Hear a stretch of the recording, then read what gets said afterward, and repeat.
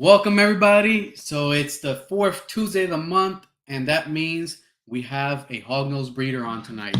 And we have Hoggin out, Joe. He's been doing hognose for a few years now, and he also has a YouTube channel that I found. Um, Give me a second, guys. That I found through a what's it called? Through YouTube when I was first getting into hognose, watch his videos.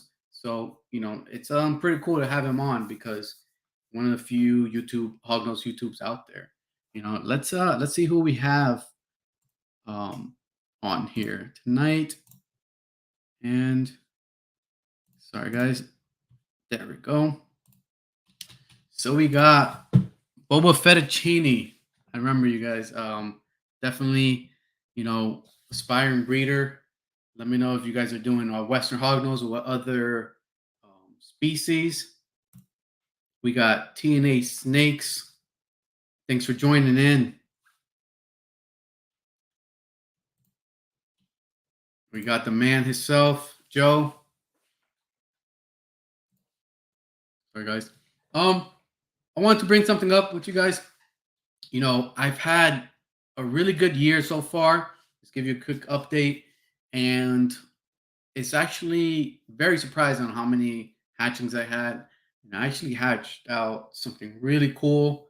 If you guys follow me on Instagram, you guys have probably already seen my last clutch to hatch was a coral clutch. So we got some really cool animals out of there. Also, take the moment right now to subscribe and hit the like button. Make sure you all also go subscribe to Joe's channel. His link's in the description. Let me see who we have here. What's going on, Dustin? Thanks for joining in, man. Dustin and Susan, Hello Kitties, are having a great year too. North Star Exotic Pets, thank you for joining. What's going on, everybody? Let me know if you guys how you guys' season is going. If you guys are starting breeding, we're gonna definitely bring you guys up on the chat and let's talk. So let's get the show on the road, and we're gonna bring up Joe, the man himself.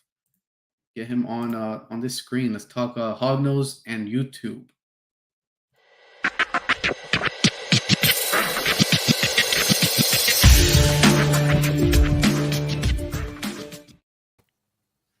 What's going on, Joe? What's up? What's up, man?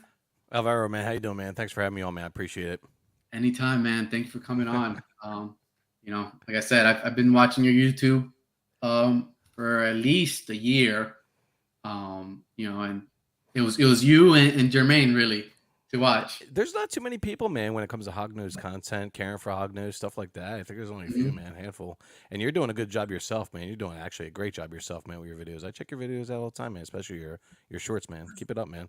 Definitely. Thank you. Thanks again, man. It's it's a grind. It's a grind to keep doing it every week in and out. And that was one of like my biggest things. I started the YouTube video. I think I launched my first YouTube videos maybe a year ago now. And I did one and then stepped off, stopped doing them.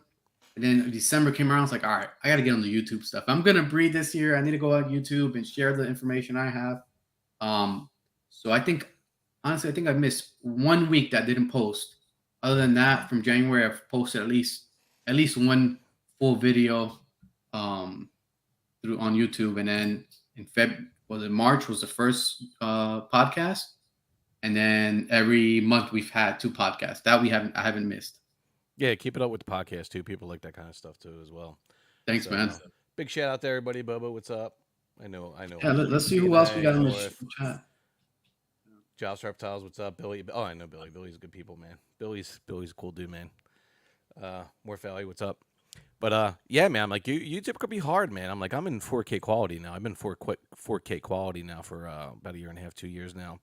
And just rendering those videos take about 30 minutes, and just producing them and recording them and downloading them on your computer, then editing them. Editing takes, like just putting a nice video together, I try to keep us as simple as possible, but, eye catching too as well. And, one video could take me 3.5, 4 hours. I'm like, I just did one last week, feeding 20 babies in one video. That took me 7.5 hours just to do. So, like you said, it's time and dedication. So it's all about the dedication when it, well, at least comes to me, and of course you too as well. And Mhm. Jermaine does a great job too as well. So I'm like us three together. I'm like I think we're really doing. I mean, like JMG. I'm like Jeff's trying to get into YouTube now too as well. But Yeah. I only seen him post one video so far. So hopefully he gets I think he into has being 2. too I as think well. he posted another one, yesterday, the day Yeah, I before think that. it was a short or something like that. It might have been a short. Maybe it I was. don't I know. think something came across my YouTube, feed for Yeah, that. I've been telling Jeff for like at least a year and a half now. Just get on YouTube. Get on Yeah. YouTube. I'll give you a hand, brother. And he's just he's doing good. He'll get there, man. I'm not worried about him. But You know what's and same thing, man. I'm really close to as an exotic fire hogs. mhm. And I see And by the why way, some of them, Jeff does good without YouTube. He doesn't even freaking need YouTube. But I think it's you just know, good for him for his, just get on another social platform. I think it'd yeah, be great for yeah. him too. And I see how busy they are, and being like, basically single person operations. It's a lot, like you said. The I'm by YouTube, myself, man. I have no help, man. So yeah. Yeah. So it's a lot. Same thing. I mean, I have my daughters. They help me clean and feed mhm. here and there. Um, Morph Valley Reptile, what's going on? Morph Master J, what's up? What's up? Billy, Tammy, what's up, thanks for man? joining. Love both of your channels, and yes, love the podcast. Podcasts are fun. Yeah, they are. They're awesome. Yeah. Billy, thanks for joining. So, yeah. Yeah. Let Billy's me a ask beast you, too. is there anything, that's been sitting on your mind that you want to tell your viewers or my viewers, like anything going on within your personal or your reptile world? Well, I work. I'm a parts manager, basically a parts director for a car dealership. I've been in business for 34 years, and I hope to get out of it, and hopefully, maybe, depending how the popularity grows, I hope to do this full time in like within 3 to 5 years. That's my goal. I'm like this year has been totally insane when it comes to the breeding. My first year producing babies, 59 babies, and they're just flying out of the tubs right now over the last few weeks. And it's just the support I've been getting, the people I have been talking to that have been purchasing babies off me are just the kindest people out there. It's just been an incredible experience when it comes to when you're on Morph Market and you get like 2 or 3 inquiries a day. I'm like 95% of my inquiries are selling, and it's just been totally insane. I mean, like it's just something I've never expected when it comes to breeding. And YouTube has been huge for me selling babies. I'm like 90% of my babies I've sold so far this year was because of YouTube. And it's just, I think it's because of my playlist, caring for the Hognoses, and people see that, and then they see my recent videos, and I, of course, shamelessly plug my Morph Market, and it's just been crazy over the last 3 or 4 weeks, and I'm just loving it, man. I'm just loving the kindness, the support, and it's just been insane. But again, I do work about 45, 50 hours a week, so caring for the babies is a lot of work too. When I saw you producing a lot of eggs, I'm like, Alvaro's gonna be he's gonna be pretty busy, man, Yeah, because yeah. I spot clean every day or every other day, and then once a week I do a total clean of all the tubs. And 59 tubs in the beginning was it would take me an hour and a half, 2 hours to clean the tubs, because I would have to put them in new tubs and take their tubs out, clean them, and just swap them out. And that's once a week. Every Thursday I do that, and I do my feed-ins on Saturday or Sundays. And it's a lot of work, but I like it. I love not like it. I love it. I think it's cool. I get to handle the babies when I'm cleaning out their tubs and looking at them, and it's just really really cool. I really love it. You gotta love it, right? I would think. You gotta love it, man, Yeah. because I mean, same as you. This morning I got up. I got up at 6:30 in the morning, and Hey first thing Jermaine, I what's up, man? did. Sorry, I didn't mean to cut you off. What's up, No, yeah, for Jermaine? sure. It's nice you was Yeah, here. you know what? Let's shout out. We had a couple handful of people jumping on too. Yeah, LMK's here. Got LMK, Jermaine, Jermaine. Definitely some of these guys are Austin, usual Morphmaster, supporters Johnny. of Good man. both of our social medias and channels. Yeah, good people here, man. I like it. Yeah. Austin Factor, first time, but thanks for joining. Sure. But yeah, 6:30 in the morning. I'm in here. I was in here spot cleaning the babies and then feeding. And it doesn't stop. And then, like you said, with the amount of babies that I have, it takes a long time. Right now, I Longer have than you thought. Let's be honest, right? yeah, Yeah. 61. Right now, I have 61 set up. 61. You're exactly where I'm around. So I'm 59 or not 59 anymore. I Yeah. sold 19 already in the last few weeks, but Nice. um, just cleaning and just getting there. I got this Roy. My mother brought me like a nice Roy scrubber brush where you could put the dishwasher soap Hmm. inside the handle and stuff. Oh my god, it's perfect. It has an angled tip where you get into the tubs real easy and takes literally like 10 seconds to clean the tub out, and it works perfect. So I love it. Get all the soap out of there, and I wipe it clean, and dry it out, and swap out the tubs, and that totally helped out. Taking some time off of cleaning the tubs, Yeah. and it's great. I was like, "Ah, thanks, mom. Oh my god," because I was doing it by hand, hand scrubber. It's painting. Yeah. Getting there. Yeah, but this Yeah. angle tip, beautiful, man. It has a handle on Perfect. it. Right there, you're done. Easy. Yeah. You should do a video on that brush, I man. should actually, You man. I should. It's should. probably help a lot of people. I probably would. I do have a few Hognose care videos coming out soon. I got some good ideas that I'm gonna be, trying to. Well, I will produce over the next 2 or 3 weeks, but yeah. Nice. And then you mentioned something about you having really good success right now on Morph Market and some of the babies you produce. Amazing, amazing, yeah. And that's it's good to hear because there's you know through the grapevine and people are saying the reptile business, the reptile hobby and industry is slowing down. Mhm. But I mean, look at yourself. This is what your second year, right? Producing. Well, I've been doing this. Well, I created my channel back in September 2020. Hmm. Last year or 2 years ago, my first year breeding was a total dud. My females, just Hmm. one died. I got a female from Jeff Galwood, extreme red albino, head snow, double head snow, and head snow, and she just passed away with eggs inside her, and just it was like 28 days, and she just passed away, and I think she had more of a respiratory issue, heart issue, and she just passed away. And then I had another one that produced or laid 22 eggs infertile, and I was like, "That's it. I'm setting my whole year out. I'm doing a lot of research. I talked to a ton of breeders about a year and a half ago, a year ago. And I said, you know what, this year's gonna be my year. You know what? And I did everything by the book. I did a few things that I thought were going to be good for breeding when it came to brumation, when it came to pairing, when it came to incubation. And you know what? I did. I thought I was going to hit only 45, 50 eggs. I ended up doing 59 babies hatching, and I was close to be hitting 70. I thought I was going to hit 70, but some of my females, they laid 18, 22 eggs. I was just like fertile eggs. I was like, oh my god! But I had a handful of dummy eggs, or a good amount of dummy eggs. I had a good, probably like 8 or 10 dummy eggs out of the 6 clutches. But I'm happy what I produced this year. I can't be even more happier. Yeah. It was a great year, man. And again, like you said, Morph Market has been huge. Like I was only at like 10 followers, now I'm up to 84 followers in like 4 weeks, and the babies are, like I said the other day in Instagram or YouTube. The babies are just flying out of the tub. It's crazy.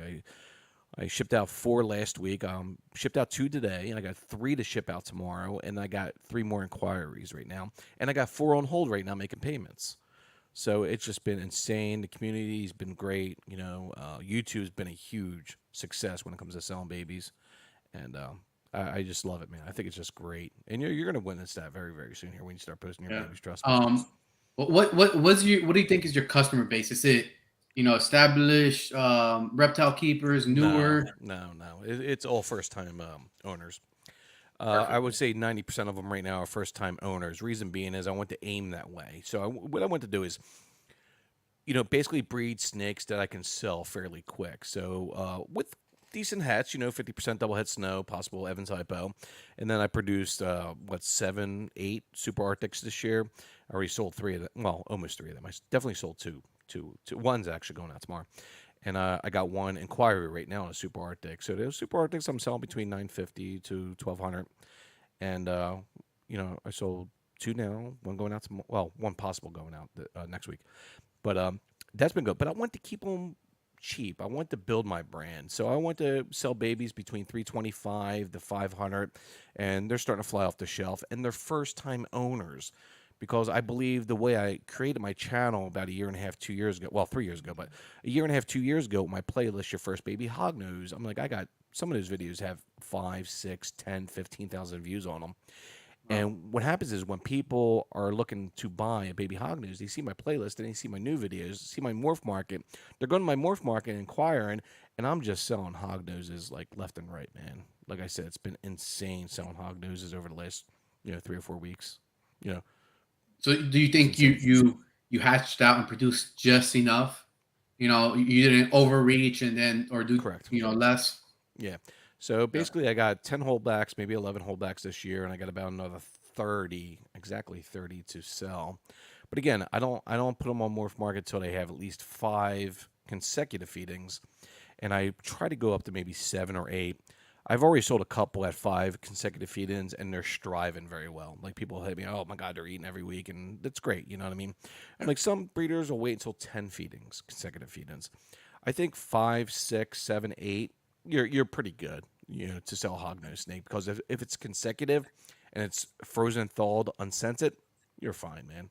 So, and the babies usually pick up a couple grams, but before the time you sell them. So, Yeah, I agree, and that's what I'm experiencing too. The good eaters, there are 3, 4 meals in, they're mhm. coming out the tub with their mouth open as soon as you open. It's They amazing. smell the pinky. Yeah, it's So it's yeah, amazing. yeah, Yeah, I it's mean, really like cool. I would say Yeah. probably 65-70% of my hog noses when I listen. I start first attempt feedings after 10 days. There's some breeders out there that tell you, well, wait 2 or 3 weeks. Let them. No.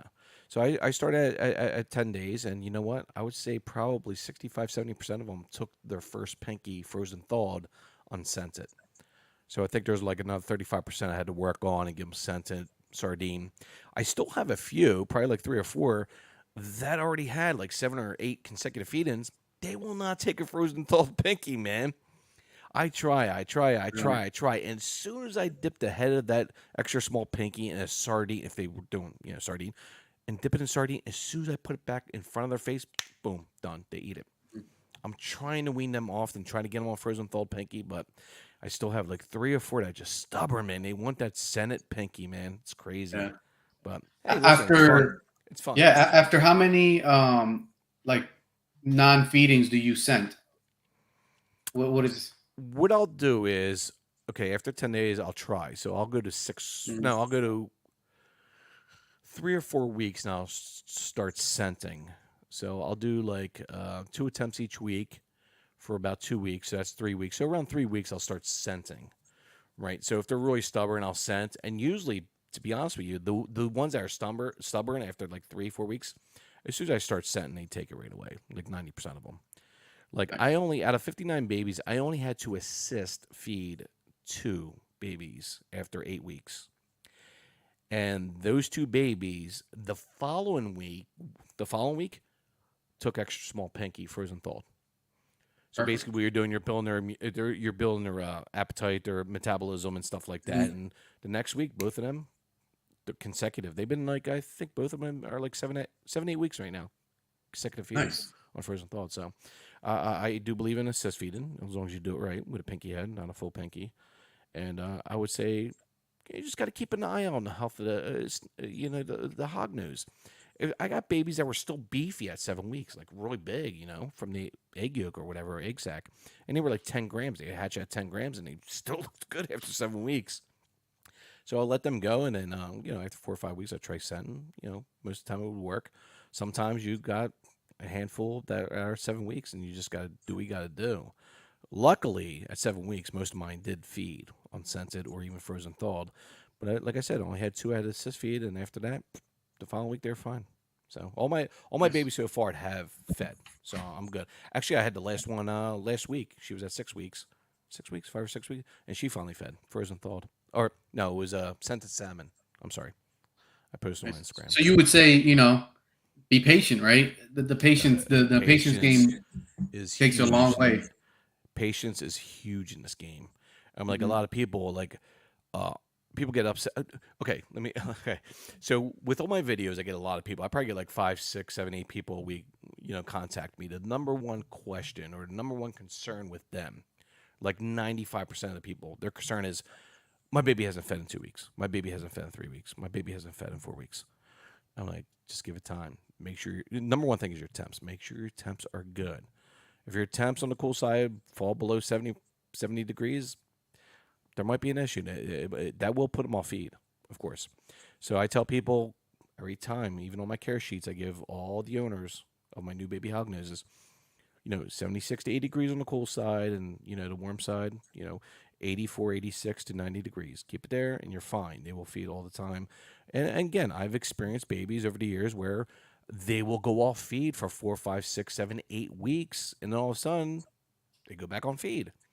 It's like Yep. majority of my subadults, my adults will go off of feed for at least 2 months, and then they go right back on feed. Yeah. It's Yeah. just it's Especially just something males. I've noticed over the years. Yeah, Yeah. Especially males. The males will males definitely are males, will yeah. start tapering themselves off of food. If you'll get a male that is probably hit that eat that meal every week like clockwork, and then all of a sudden it just stops. You know.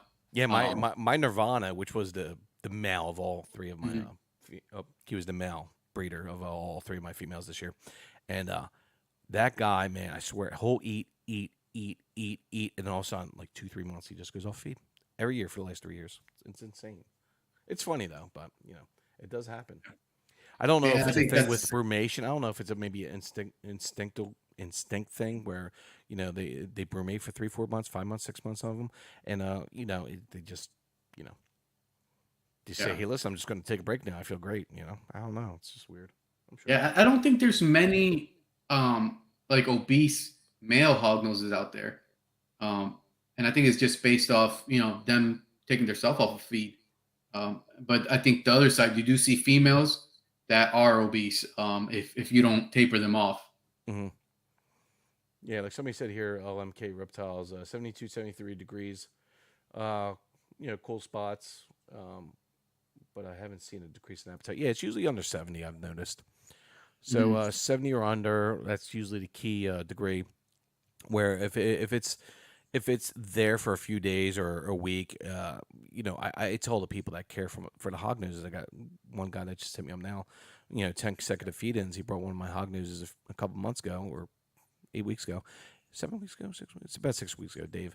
And he said, look, she hasn't fed in 3 weeks. I'm like, dude, just make sure you check the temperatures. That's huge. Like some people do a heat lamp, and then the summertime they'll have their air conditioner on. Their air conditioner will get down to like 67, 68 degrees, and it's an issue if you're not using a heat mat.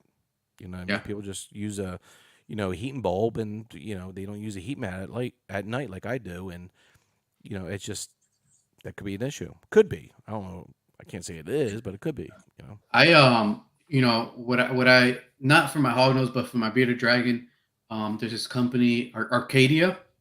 Hmm. Am I wrong? They have heat emitters, and those things are really good.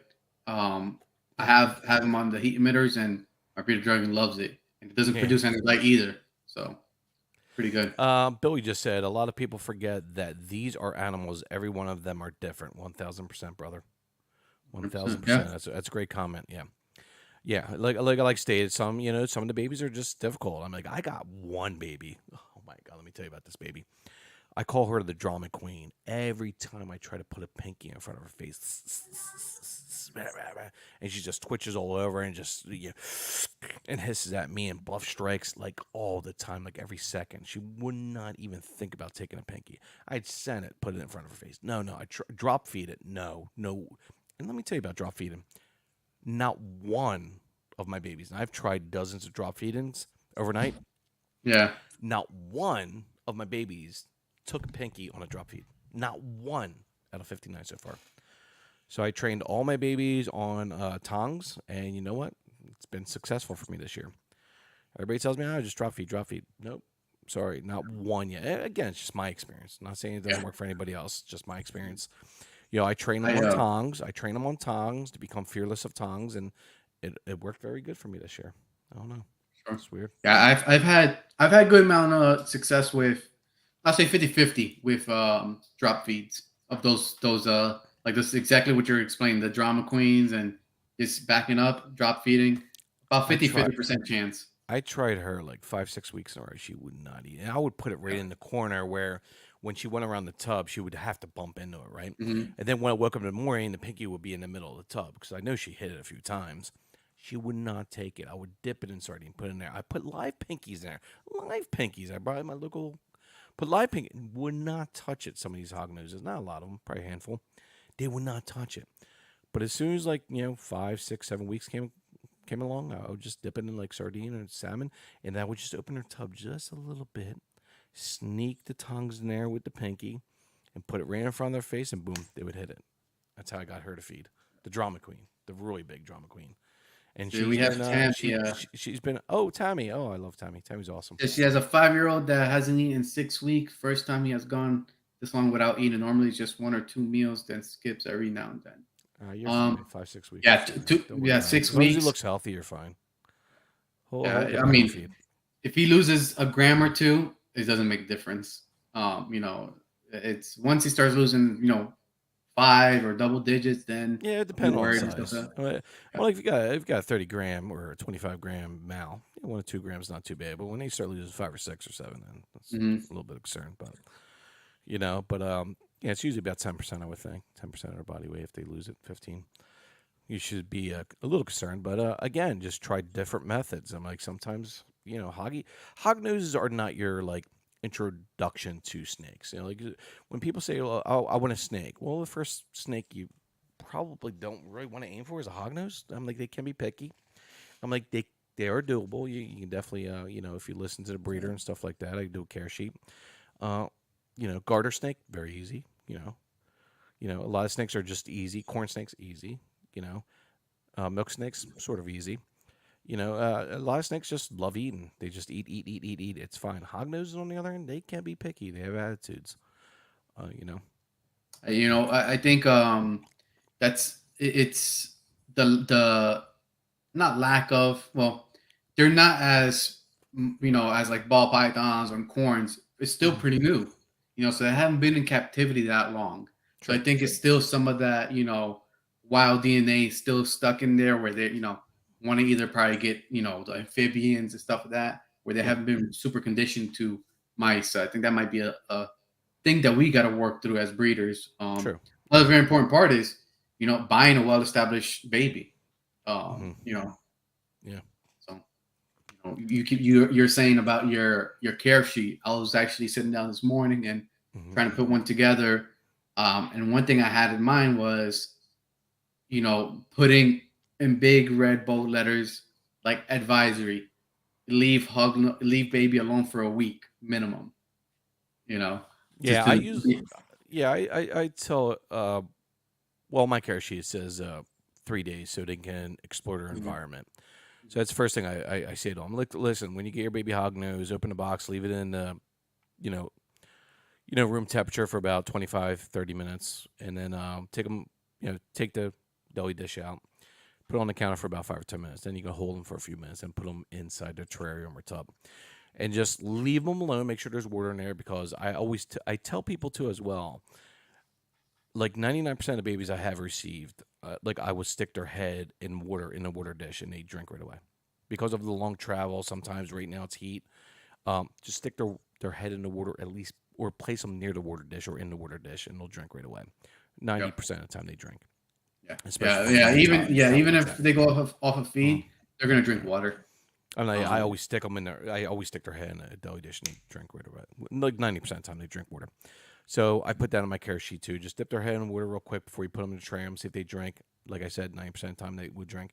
Put them in the terrarium and just let them sit there for 2 or 3 days. Let them explore. You can visually watch them. And people have sent me videos over the last couple of weeks. Probably 5 or 6 people have sent me videos of their hognose exploring, climbing the little bushes and little trees they have in logs. And hognoses love exploring. They want to know their environment, and you don't need a really big terrarium for them. Like for the babies, 10 gallon. That's all you really need to start out with. Even 10 gallon is good for, males until adulthood males. Females, of course, you want to go a little bit bigger, 30 gallon. But they love exploring when you first put them in their new environment. That's what they do. It's the first thing they want to do. Just leave them alone, let them explore, and then try feeding them after 3 or 4 days. And I already had people hit me up with videos. Oh my God, 3 days later they're feeding. This is great. They're all happy, and just getting used to their environment is the number one key to begin with. And then of course try feeding them. It's been working very good. And I put that on my care sheet too as well, and it's been working very well. So what's going on, Eric? Races Outdoor, what's up? Hey, there's Races Outdoor, man. Races Outdoor. Rice, your baby's going out tomorrow, there, buddy. He's one of my Oh, I contest remember. winners. I remembered when he won last year, right? Yeah, That he was the one that won last year. I got his baby. Yeah, I got his baby prepped, man, ready to go. Man, Yeah. he's gonna get his baby on Thursday. Yeah. What's up, Billy Rices? said PVC tubes work for feeding difficult babies. I'm guessing probably putting the pinky inside the PVC tube and leaving it in there. Um, you know, There's a lot of ways that work, brother. mhm, I don't know what to tell you, man. It's awesome. mhm. Yeah, that's definitely you got Bozo to Reptiles, try. what's up, man? You got to try different things until you get that one that works. Yeah, you do, man. So what's up? What's You, up? I'm like, I'm like, you gotta remember, dude. I'm like, there's a lot of things we know on how to care and breed and brewmate, and, the Western Hognose thing can do. But you know what? You always learn, man. There's always little tips and tricks. That's why, when I make my videos, tips and tricks, feeding tips and tricks. There's always little tips and tricks you go to outsly the hognose baby or the hognose snake. There's little things that you can do. Like I'll do like the paper towel outside the warm hide and put a pinky and shove the pinky's head right in front of the hide opening. And dude, I'll just sit there. I'll just sit there and watch, dude. All of a sudden they'll hear like some kind of like stuff going, and they'll come out and they'll see the pinky head and they'll eat it. Even a picky eater that hasn't eaten in like 3 or 4 weeks, it's just like little things like that, man. Just freaking work, man. You just gotta try them. If it works for you, PCV tubing, try it. If it works, it works. Yeah. That's what I tell people, man. Take a moment because both he's like the ambassador of YouTube and lives. He's always dropping links and sharing everybody else's what's it called social media and stuff. One of the biggest things, support USR. Right now, there's a Lacey Act. Was it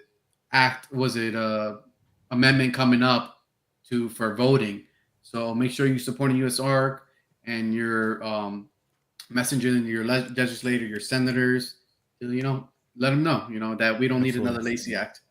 And by the way, I use Ship Your Reptiles. Big shout out to Jeff Galwood for promoting me to them, or put me on them. Not promoting, but put me on them. And they're 30% off of shipping.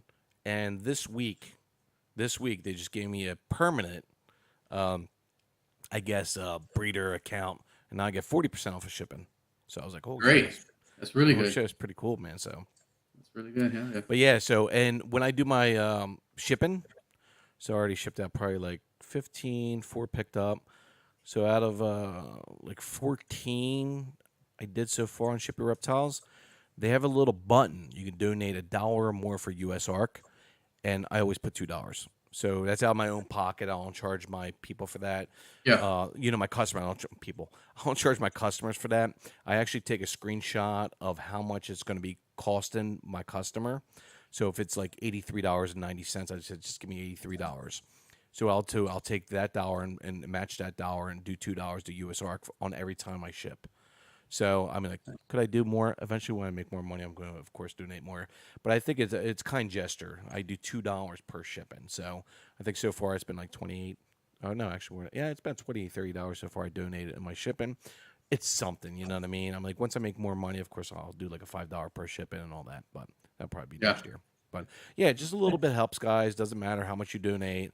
$1, $1.50, $2, $5, $10. It doesn't matter. Just a little bit helps them fight, with all the, let me say the word, bullshit that's been going on in Florida, and of course throughout the whole United States. So Yeah.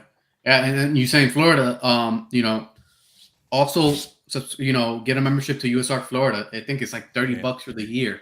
I was listening to. that. Yeah, there's USR Florida has their own because they got a lot of stuff to fight just locally here before it reaches the national level. So they have $30 a year is not bad at all, and you're on their roster. I was listening to certain numbers, I think on a podcast or some of that, and the numbers of USR National are insanely low on their memberships on their Rock Show roster. I forgot what it was, but when I heard the number, I was like, "That's impossible!" Like, I think it's not even like maybe 30-40% of the reptile hobby out there that's part of USR then. What's this comment here? What's this guy comment? This guy is such a blowhard. I can't even believe he's the face of the Hognose community. I know I'm not the face of the Hognose community, but I don't know who this guy's talking about. So if he's gonna be an ass, just kick him. I don't know what he's talking about. I know he's not talking about me. I hope he's not talking about me because I'm not not even close to being the face or you. So Yeah, for real. Yeah, if, definitely get banned real fast. and he probably Um, doesn't have any facts to prove that, but whatever. Just opinions. yeah. Oh, here, Alicia Herpin Harbin's another great hognose breeder. Alicia's actually a vet too. Oh, cool. Um, Nice, nice. yeah, yeah. We We have use PVC and PVC. PEX tubes also for clutter and helping getting stubborn eatings. Yeah, Cool. I got to try that, man. If I get another one stubborn, I'm gonna try that out. So I'm sure it's a yeah, small PVC tube, Alicia. Is it like a certain probably yeah. diameter? A certain diameter you use or no? You know what Something like I've that. used also the toilet paper rolls. Oh, I use Um, it. I use them all the time. Yeah. and Mhm. I've had some that I'll set it inside, like right in the middle of the paper towel bowl Mhm. tube, and they'll eat it. And I think it's just that Here, let me show you something real small. quick. Yeah. I'll show you something.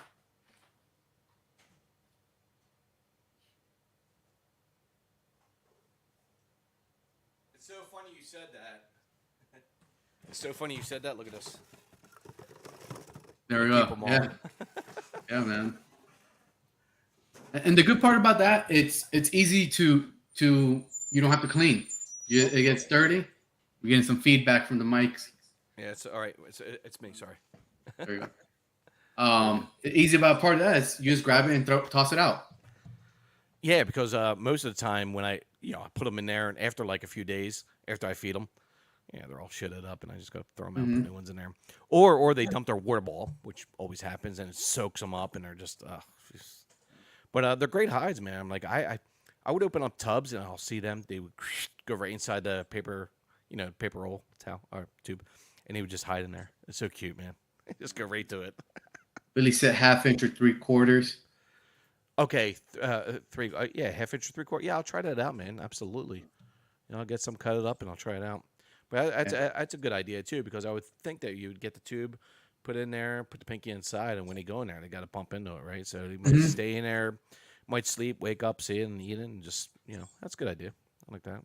I'll try that out. I think it's Tammy. I have a grocery bag full of TP rolls in there. Yeah, for sure.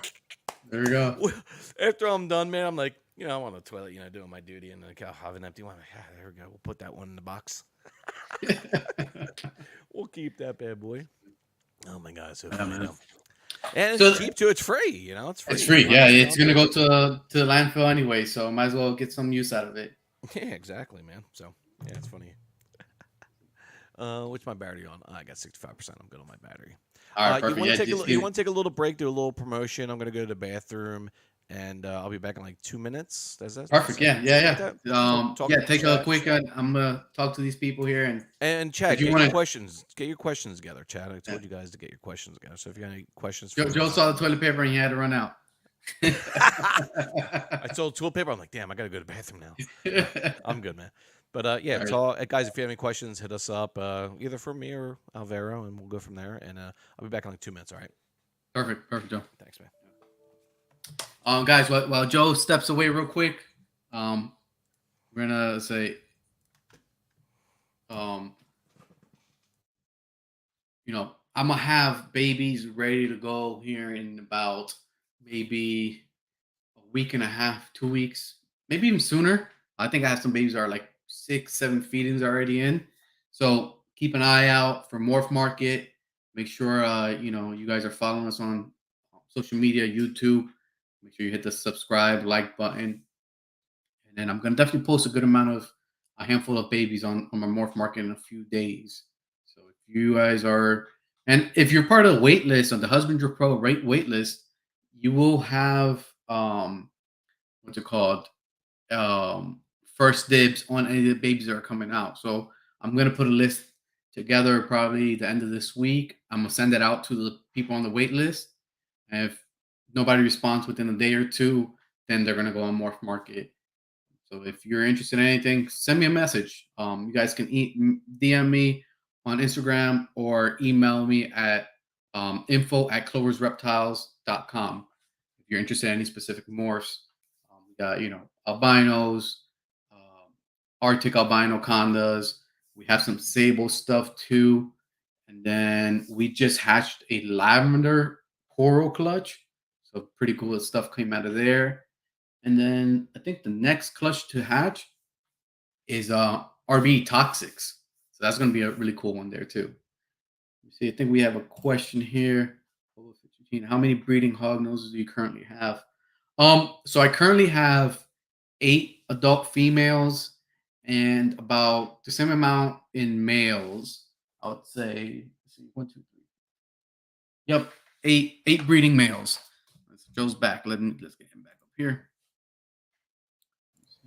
There we Cool. go. Yeah, so 8 adult females and 8 adult males are breeding size. So pretty good odds I got this year. I think a total of about 150 something eggs. Hoping maybe to hatch out maybe full gold term, maybe 140, 130, 140. So you won big time this year, man, for your first year. Yeah, man. I had all these females to do it, so I was like, might as well. And it's paying off. It's getting God bless you, man. very well. Jeez. Yeah. I mean, I God, had a I lot know of by myself with the 59, I was like, oof. I mean, like I said, I work 40, 45, 50 hours a week, and like caring for the babies is like easily, 10, 12, 15 hours a week, and I love it, it's not, I'm not complaining. It's just, I love it, and it's just really cool. Any sable head is Xanthic coming down the pike? Oh, man. No, I haven't worked into that project yet. I want to get some stuff into it. I have sable head toffees, then double heads as well. What else do I have? That's Now, really my main sable project. I have Posset permafrost female that proved out sable. I didn't have enough eggs, and she did a double clutch to prove out the caramel and hypo. So trying to work with that permafrost genes. now, are you after your females lay their eggs? Are you pairing again after a week and a half, or no? Um, I think I repaired 1 or 2 females. Um, a lot of females, I was just feeding them, and another good clutch. I have one female that laid 18 good eggs on the first try, didn't repair, and then laid 17 fertile eggs the second. Yeah, all my well, not all my own. Only bred 3 this year. I got 6 clutches this year, 59 babies. But the 2 I definitely paired again after a week and a half, and it definitely proved that well because the one female produced more eggs than the first clutch. The first clutch was 14 eggs, and she popped out 22 on her second clutch. So I'm thinking I might go with that logic. And like a lot of people say, oh, you don't really have to, but because they retain sperm, we know that, of course. Mhm. But usually they say females don't produce nearly as many. It's usually around 80%, 80% of their first clutch on their second clutch. So if you produce 14 eggs, sometimes the female only produces like 6, 7, 8, 9 eggs. That's it on her second clutch. Now this year, after pairing, a week and a half after, I think it was autumn. No, it was Sill. And she had 14 eggs. She produced like 22 on her second clutch. So I might go with that logic next year. And she was very receptive. I'm like, as soon as I put the male in there, boom. Within no lie, 2 hours, they were locked. So you have what? 1 male and 3 females breed this year.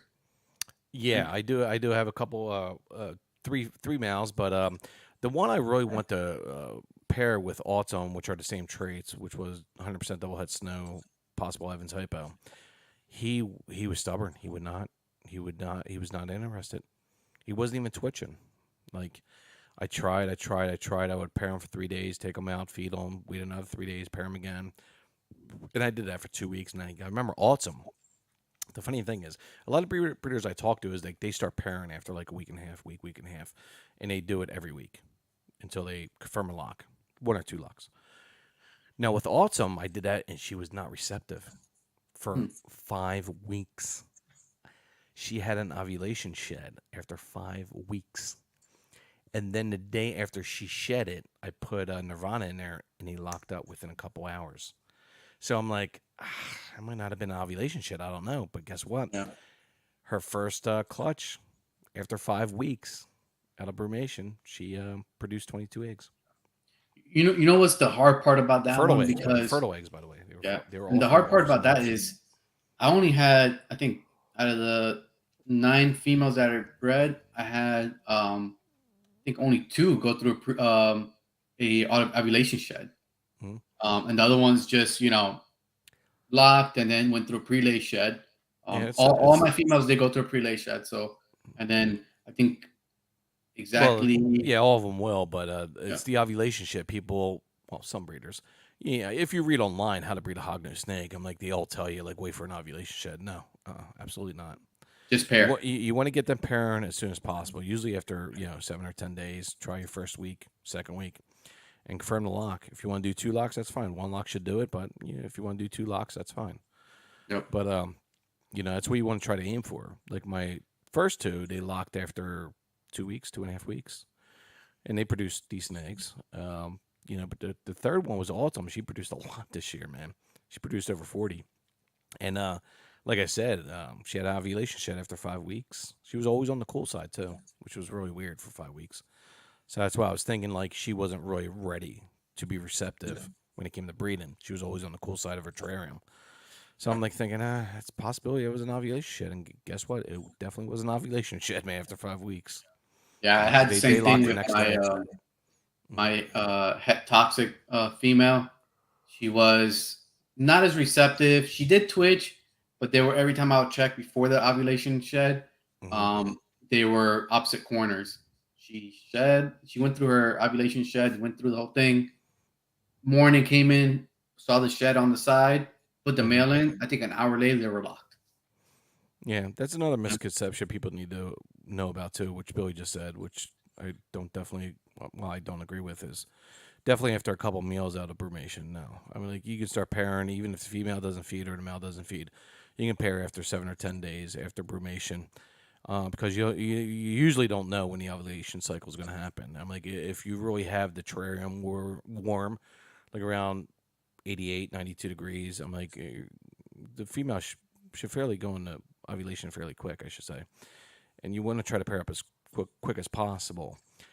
Again, the temperatures are huge this year with me. Temperatures, I only kept my females at 86, 87 degrees. I didn't put it too warm for them. 85 degrees, that's it. Yeah. I gauged it. I used my infrared. And I think temperatures this year was huge for me. I mean, even incubation, I was only at 81 degrees on incubation, and there was a 2 degree variance. So go down to 79 all the way up to 83. So it was 2 degree variance. I didn't incubate at 85, 86 to get that 49 or 50 days. My eggs hatched out between 53 and 58 days, all 6 clutches. So again, when they come out of brumation, you don't want it super hot for them, for the females. I'm like, because they'll ovulate pretty quick if you don't get them to pair up fairly quick after 7 to 10 days or even 2 weeks. But And I've you heard don't I've want the heard temperatures both. over 90, no doubt. Yeah. And I've heard both. Like after 2 meals pairing after brumation. I've heard people that pair even right before brumation, going to brumation, and then pair right out of brumation. Shit, people put You know? males and females in. They'll fucking, in brumation, they'll put the males and females together. Yeah, yeah. So there's whatever works for you, and if you find your recipe, It's exactly you what know, it's about, man. It's yeah. exactly what it's about. Yep. Um, Yep. There's no 100% science in this. It's just you got to know your individual females, and it's temperatures too. Temperatures are huge when it comes to ovulation cycle. I would think. This year was huge for me because, like I said, she was on the cool side, autumn for 5 weeks. 75, 76, 77 degrees. She was always on the cool side. She would not go underneath her heating pad. She would not go underneath the heat lamp. And she sat there for 5 weeks, and she had an ovulation shed. And I just learned that, and I note everything. Like I got spreadsheets on brumation, temperatures every week, every day. Like I track all that stuff. I love spreadsheets. I really do. I spreadsheet everything, and it's just I uh, I record I everything. like data. I'm a control freak. I like to know everything that's going on. But Mm-hmm. I use the Husbandry Pro. And it's like a husbandry tracking system. So it's really good. It tracks everything from sheds, ovulations, pairing, your what's it called? You input once the female lays, you put in the eggs, and it Hmm. tracks the incubation time frame. All that stuff is really good. I really enjoyed it. Um, I'd say have some part of my success that I had this year was because of having all my information and being able to track down to the details. 100% right. Yeah. I never tried that. Adrian, I never tried that yet. The yeah, husbandry pro. I'm old school, man. I use index cards. So if you watch my videos, you'll see all the index cards. I like manually writing it in, yeah, tracking it in my head. I get used to the baby's personalities, why they're not feeding, how can I trick them to feed, and I just you get used to the baby's personalities. I think that's huge too as well. And I know 100%. you over 150 some eggs right now. I'm like only had 59 this year, but you get to learn their personalities. You know who's a good feeder. I got one right now that just bluff strikes before he eats. Like I think that was in my last video. Like I just put the pinky in there right in front of his face. He'll bluff strike 2 times and he'll flatten out, and then he'll come to, and then he just eats the pinky. It's incredible actually. Some of these babies, man, it just makes you laugh. Pretty cute actually. Adrian has a good question. If myself and you can answer this first, you're adding any new projects? Yeah. Any Next year, I'm actually in the middle of purchasing a couple sub adults and adults. Three right now I'm interested in, and I've been talking to the breeders about them. One of my next projects is going to be, which is going to sound weird and it might not prove out, it might not be good, is basically Arctic snow, Evans hypo. I don't know what that's going to do because the Evans hypo might drown out the Arctic. I don't know, but something I'm going to try next year. I should be able to try to prove something out, maybe, or not. I'm going to try that, and I'm going with sable and lavender next year, too. Hopefully with Arctic sables and lavenders. So, yeah. nice. And, of course, some of my own little projects for my females from last year. I got one female that, she's a 100% double head snow, possible Evans hypo. I want to see if I could prove her out, Evans hypo. With my Mal. Hopefully he breeds next year. But yeah, I'm working on a few things in the background here. So again, my main thing was to produce babies that were going to be reasonable or cheap enough for, since my channel is about uh, caring for your baby hognose, or my playlist, your first baby hognose. That's where I get most of my support from. And I just want to get babies between $325 to $500, and they've been selling off the hook right now. Like I told Alvaro, I think I said I sent out 4 last week. I got 5 going out this week, and I got another probably 2 going out next week. So I'm like, they're selling fairly quick, and it's 2 first-time owners. So that's where I want to start it out. And then once my brand builds up and becomes, I guess, if you can say, more popular, I'll go and do a little bit more expensive, morphs traits, and go Mhm. from there. Hognose they're 700 to 2,000. And I'll just build the brand up a little bit here and there, and see where it goes. You know what I mean? So far this year, it's been amazing. So yeah. Bo Fettuccine said, "Do you pair up a male with more than one female per season? If so, how many times? How long between?" Yeah, I bred Nirvana with all 3 females this year, and of course it's his genes, his genetics with those females, and he's an Arctic anaconda. So that's why I got a good amount of Arctic doublehead snows, possible Evans hypo, and they've been selling actually pretty good too as well. And yeah, you never know. And I'm going with polygenetics this year and next year, so I got a good amount of babies I'm holding back this year. Polygenetic wise, look pretty cool patterns. This really nice red, I call it a red phase. That's another thing I want to talk about too as well.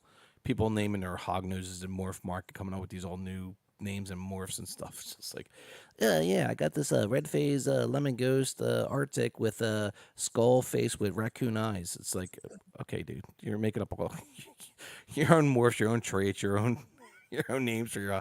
And it's just I gotta laugh at some of them. And it's It's just like a marketing, it's a marketing a scheme. Let's clickbait. I go. It's think a sometimes. scheme, clickbait. Yeah, and it just cracks me up. Some of these I read on Morph Market. I'm like, come on, brother.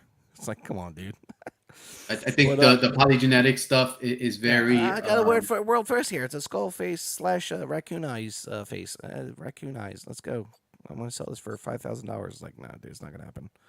But yeah, like some of Polygenetics the is polygenetics are not really cool. You know, yeah. the polygenetics is not it's it's difficult because you gotta breed in, breed back out, and all that stuff. It's a long term game with that. You're looking at what, 8 years minimal, I think, if you want to prove something out or get You something went going. percent out, yeah. It's very difficult, yeah. Yeah, it's like Um, four.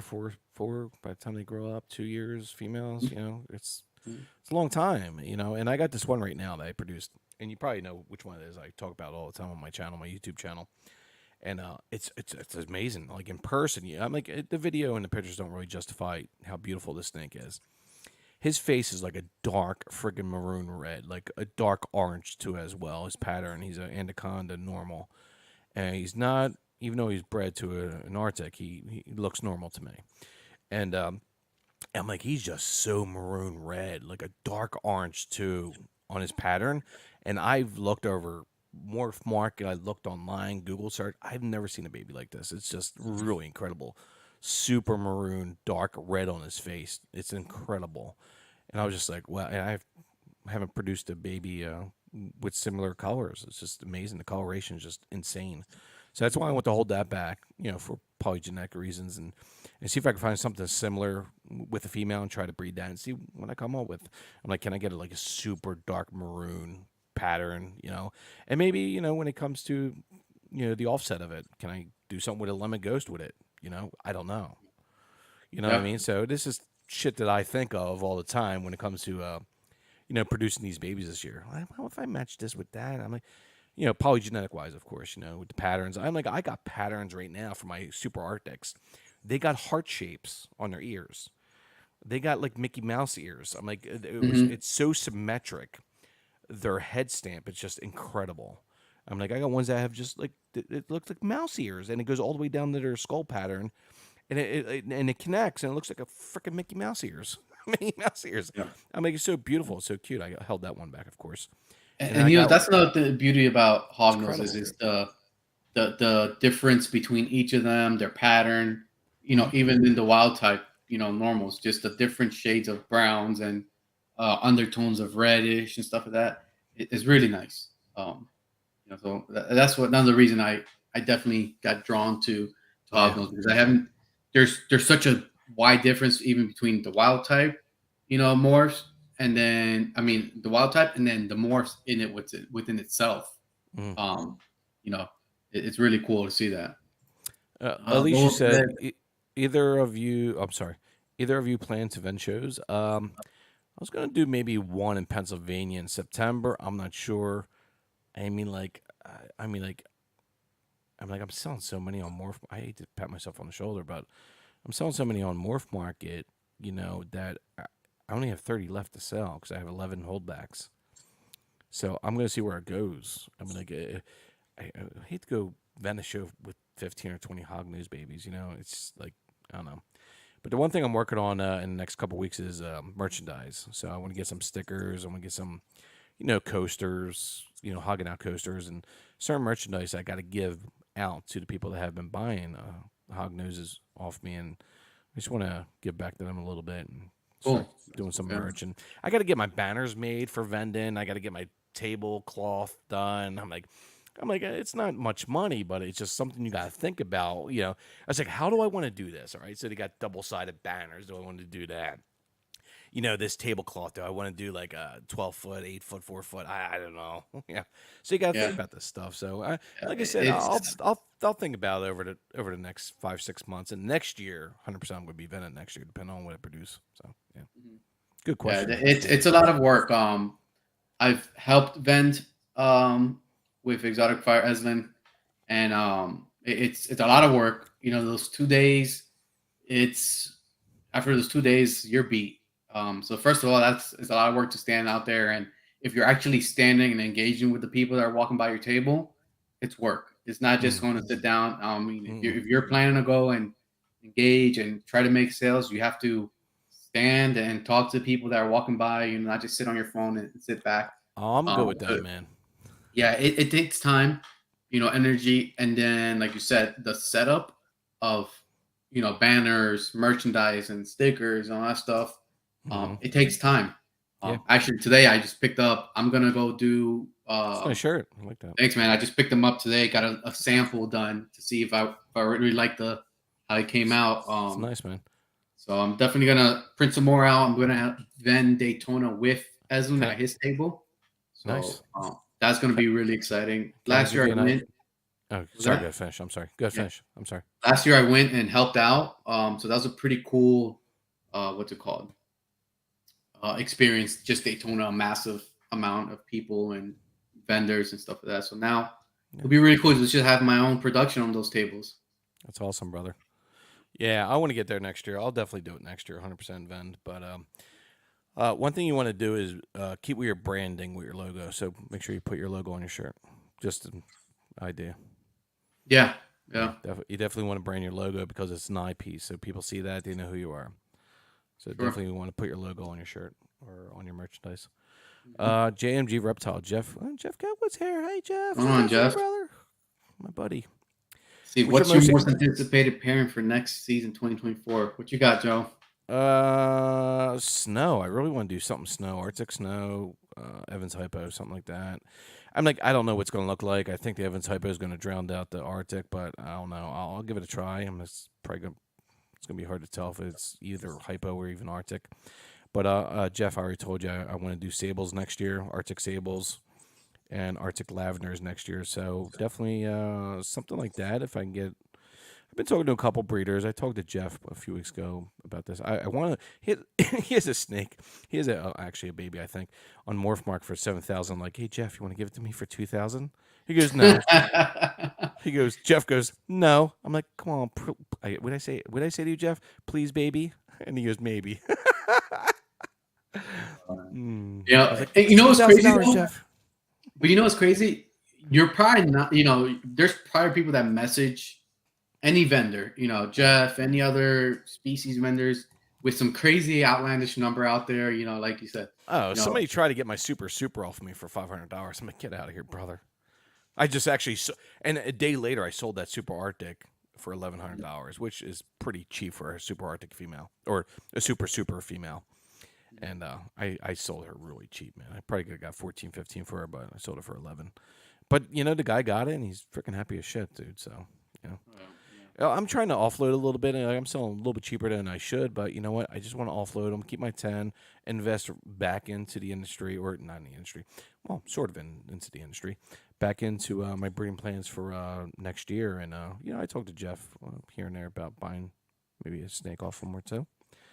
But I do have other breeders I'm talking to with a couple snakes that I told you about offline, and I got this one coming in hopefully for 2,600. It's gonna be beautiful. It's a male. And it's gonna be great for next year.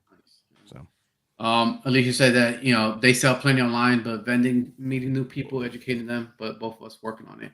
Yeah, for sure. I think that's a big part I've seen of vending shows is the interaction with the people and getting. It's another marketing event for yourself for your snakes. If you sell, great. Of course that's the end goal to sell some snakes at a show. But if you don't, at least you got your name out there, and hopefully you talk to some people. And like you're doing with your YouTube and how you're getting your customers are the first time snake owners. I think that's very important because we need more first timers yeah. to join the hobby, and those first timers eventually will buy again or reach out to another species or one day Mm-hmm. become a breeder, or just an advocate for reptiles. Yeah, true. Yeah, I just can't believe YouTube how good it's doing for me this year, man. Selling hognoses, it's just been insane. Like I said, 90% of my inquiries are like, "Yeah, I saw your video on YouTube. I saw your recent video. I see that you're selling babies. I'm interested in this baby."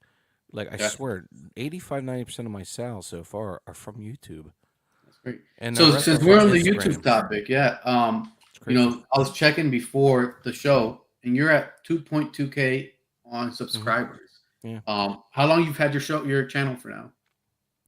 I started out September 2020, Okay. and it really didn't start picking up until I would say 2022 January.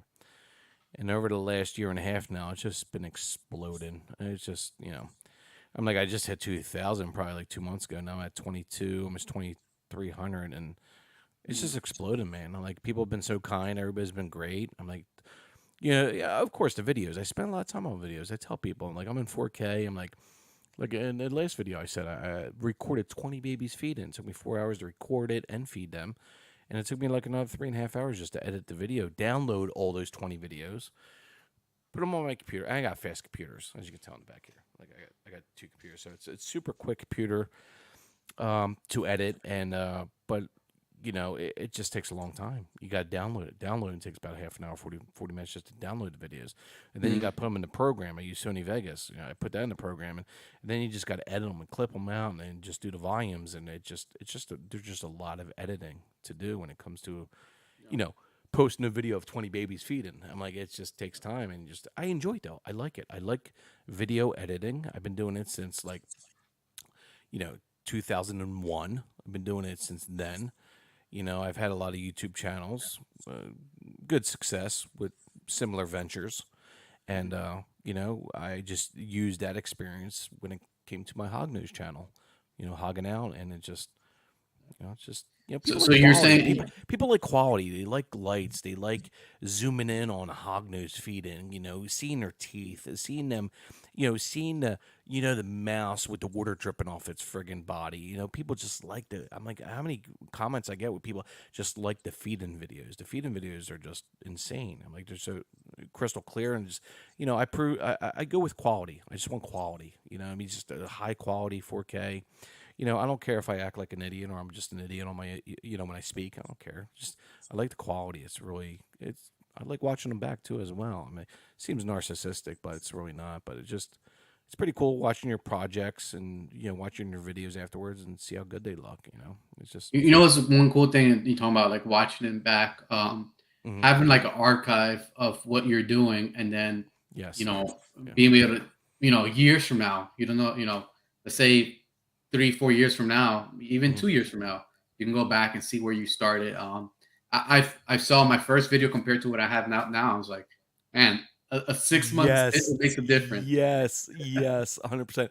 Dude, I go back to my old videos, like some of my playlist, your first baby hog news. I look at it, I'm like, ooh, why do you say that? I'm like, that's not right. I'm like, it's okay, but it's not right. Because as you go along throughout the years, you learn new things. You talk to breeders, you learn new things. Say, oh man, why did I make that? Okay, I said something wrong in that video. But now people are saying to me, why don't you update your videos? Why don't you update your first, baby hog news since you gained more experience or more knowledge? And I'm like, that's a good idea. I might actually. So. Yeah. But yeah, So what made you? you do make mistakes when you Oh, first like make your 100%. Yeah. videos, and then all of a sudden you look back at them like you said, and you're like, cringe, maybe not. Yeah. So what made you So want to true. start a channel? You have to. That's how I look at it. You have to. If you want to be sort of successful when it comes to the industry like this, Mhm. you got to have social media. I would think at least 3 forms of social media. I got the Discord channel, which is great. I'm like, Discord's actually been kicking some ass. I'm like, I think we're up to 120 right now.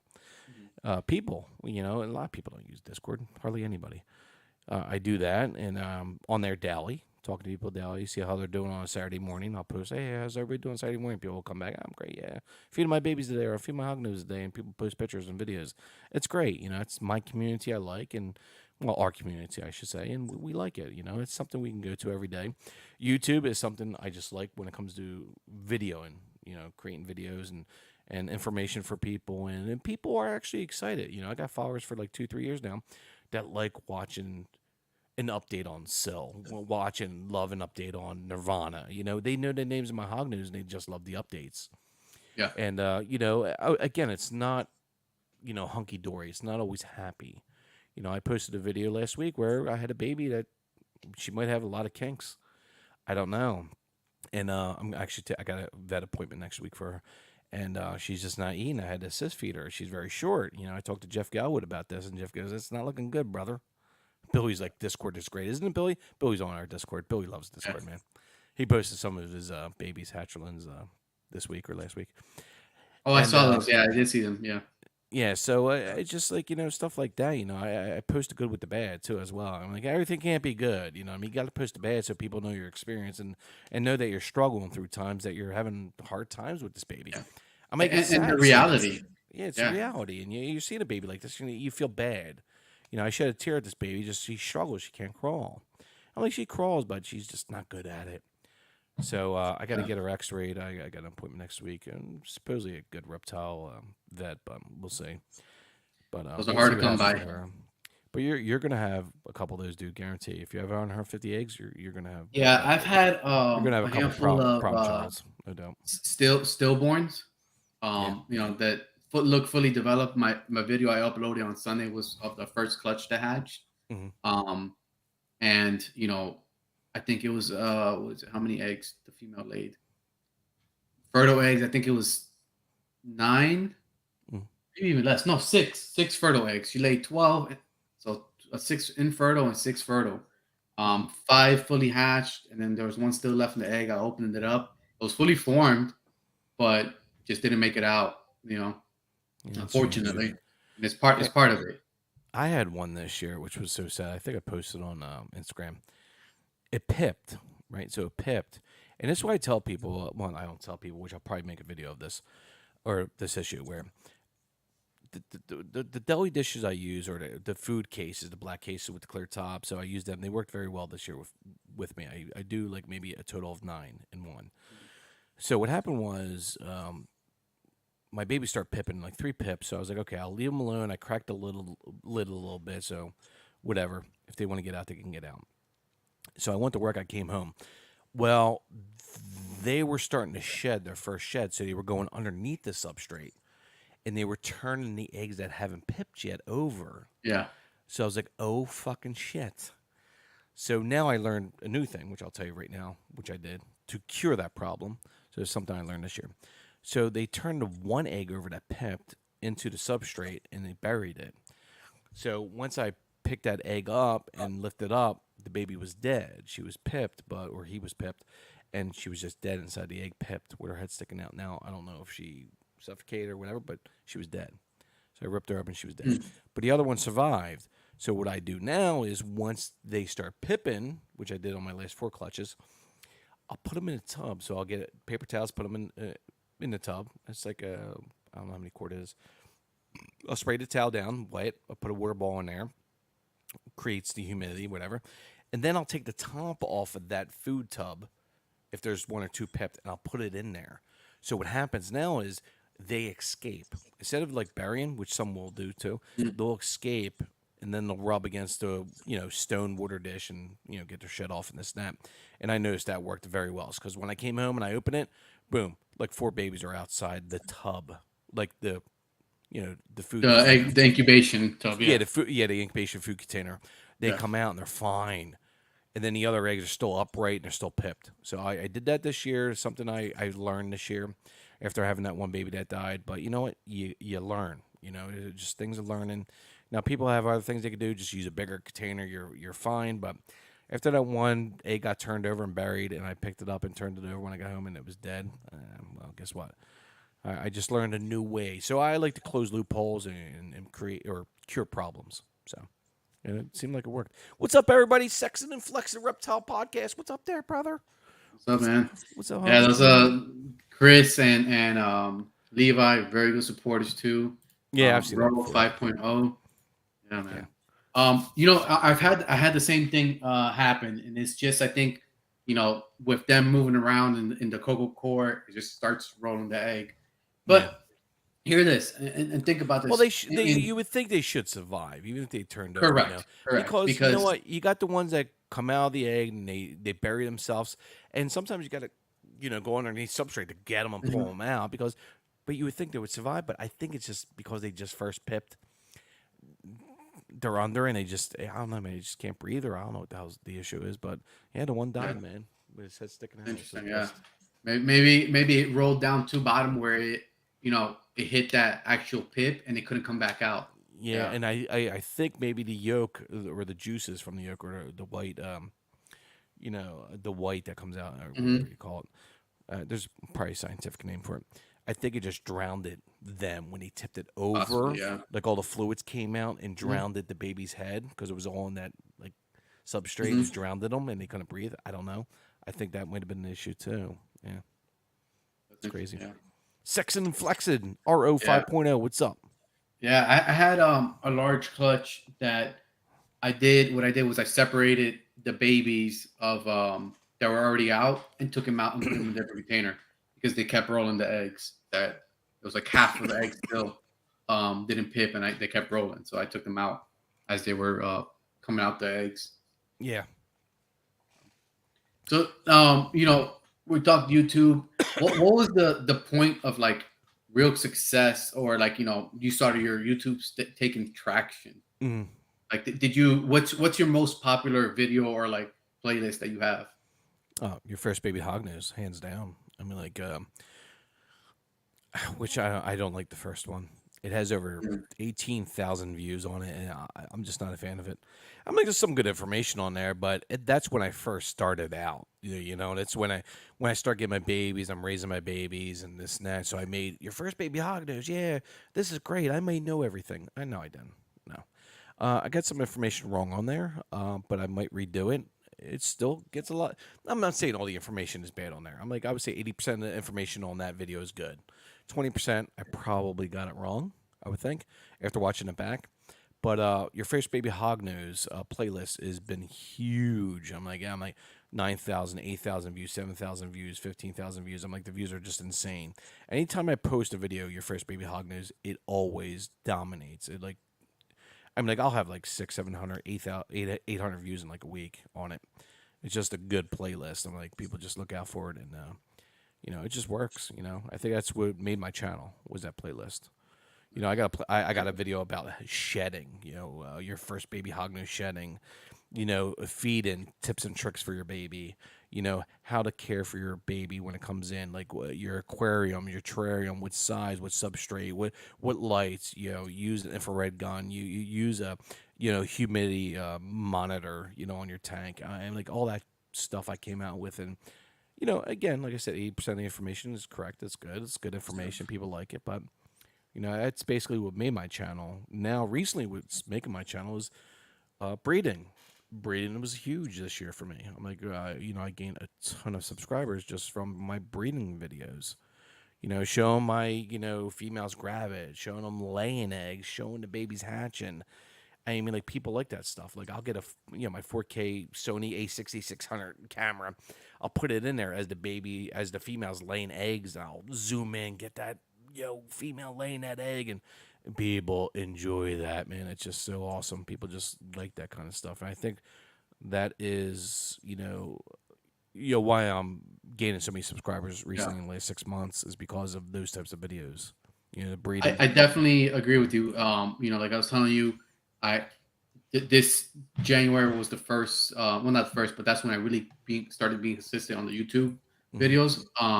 And then went into the breeding season, and I've gained a large amount, within from maybe going to single digits to almost hitting the 500 subscriber mark Man, this month. yeah, keep on doing it, man. You just got to strive. You got to be Um, passionate, and you'll definitely get there, brother. yeah. 100%. I'm like, you're gonna be in thousands in no time, no doubt. And then to anybody out there that's thinking about doing it, just do it. Yeah. Just jump in and do it. There's more enough, people watching YouTube. Mm. Even if it's 10 other Hognose YouTube channels, do it. Because all it's going to do is help us, everybody, get the information out there, Yeah. get more education about reptiles, that reptiles aren't all bad and as Correct. bad as people seem them to be. That they're good pets. Hmm. And I think that first, Hognose playlist that you have is very important because it reaches the non-reptile person, Correct. or the person that's just has that little seed in his head, like I'm thinking about getting a snake. Yeah, it's like, Um, oh, I saw my friend, he had a hognose thing. Let me research it. Yeah. mhm, And like when you search your first baby hognose or hognose baby, my videos are on the top of the algorithm. They're right there. So when you search that's them, so I'm not camera friendly. Oh, come on, Billy. It doesn't matter, dude. I mean, like it's you just gotta have a little personality. That's it. You just yeah, gotta know how to do a little video editing, and again, quality. A nice camera works very well. Lighting, like I got this light here. I got this light here. Like I got purple on my head here. I got white on my head here. Just a little lighting. I learned that on YouTube. How to look, really good on camera. He's got the different lights. I got LED lights I use, lights in the background I use, and just something like that. I'm like, that adds to the video. I'm like, just little things like that add. I'm like, you don't even have to really have a great personality to make a video. I'm like, if you have your lights in, you have good quality, even 1080, 60K or 120, or 60 frames or 120 frames, 1080 or 4K at 24 frames, which I do. You don't have to be great. I'm like, and you can do bullet points. Like if you want to make a video, bullet points. Just get your WordPad. What's called WordPad or Word, whatever it's called, Word, Microsoft Word, Word, yeah. and just do bullet points like we won't talk about. Here's the title of the video. Here's my first point. Here's my second point, and just rants of your experience. It's not. I would say it's not hard for me at least. Yeah. Can it be hard for some people? Maybe. Yeah. But you gotta have that But personality and just hey yeah. buddy, hey guys, how you doing? Joe from Hoggin out. How you doing? Hey, today we're gonna and just bullet point and just roll it, man, and just people like that. You do a great job at it too as well. Yeah, and it's a learning process. Like anything in life that you're gonna do, you don't know how bad you're gonna do it if you don't even try it. Correct. Yeah, And then it's practice. yeah, The editing also too. it's also build your brand too as well. So if you have a brand, like I use my logo all the time. I got my logo here on my Mhm. videos, so people see that logo, intro, outro, logo on my main page. People see that logo, they know who I am or what I am. You know what I mean, or what I do for a living, Mhm. at least on here on YouTube. And it's just branding. You got to brand yourself, man. And logo, don't change your logos 8 million times. Go with one logo that you like and keep with it. People will know it. You got to remember, Yep. people might see one of your videos, see your logo, and they'll be stuck in a. Trust me, I took a training on this when it comes to branding a company, and that's what it's about. Just Yeah, brand, brand, something that's brand. gonna intrigue somebody, catch them within the first 5-6 seconds is gonna remind them. Yeah. They're going to remember that Yeah. logo. So they see that logo, they're like, "Oh, I know this guy. I watched him before. Oh my god, he's pretty cool." Or he sucks. You never know. No, seriously, you never know, right? Because there's Yeah. somebody that you. I'm not even gonna say. I'm not even gonna get into that. Yeah, I mean, you can't please everybody. That's one thing you You need to can't. No, understand no. too. When you're going to be on social media, you can't please every single person. There's some people that are going to enjoy your content, and there's people that Mm-hmm. are going to hate it. And hey, One everybody has thousand their own percent, dude. opinion, and let them. You just keep doing what you want to do, and promoting yourself and your brand, and promoting Yeah, really the reptiles. That's what's really about. yeah. That's what it boils down to. The love of the reptiles. Now, Mhm. when I grew up, I loved reptiles. Oh, we'll go on that. You want to go on that Yeah, let's after? go Let's down. Yeah. let's take a 2 minute break. Talk to your fans. Get some questions in here. Promote your babies, man. Talk about your babies again, dude. That's awesome. I was Yeah. listening I to mean, it, but I'll be right actually, back. yeah. Go ahead. Go ahead, Joe. I got to take a pee too. Um, I'll be right back. Pee pee. Joe's got a baby bladder. Joe's got a baby bladder. He's got a. Dude, I tell people all the time, dude. I piss like a pregnant woman, dude. I swear to God. I don't know why. I'm like, I got my bladder check. I'm fine, but all right, yeah. But I drink a lot of soda. Not good. All right, I'll be right back. Billy, blur your face and use a voice changer. That's funny. Man, just do it. Try one out, and you might be surprised. You might actually enjoy the process of videoing and editing. Editing, I'll tell you this though. At the beginning, it is a daunting process. It takes a long time trying to figure out the editing part. I've gotten now to the point where like I'll edit a video within an hour, hour and a half for the most part for like a 10-15 minute video.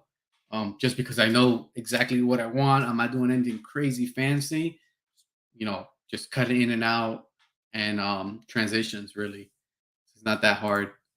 Um, it's the fish for me. That's funny. But yeah, like I said, this all boils down to the end is the reptiles.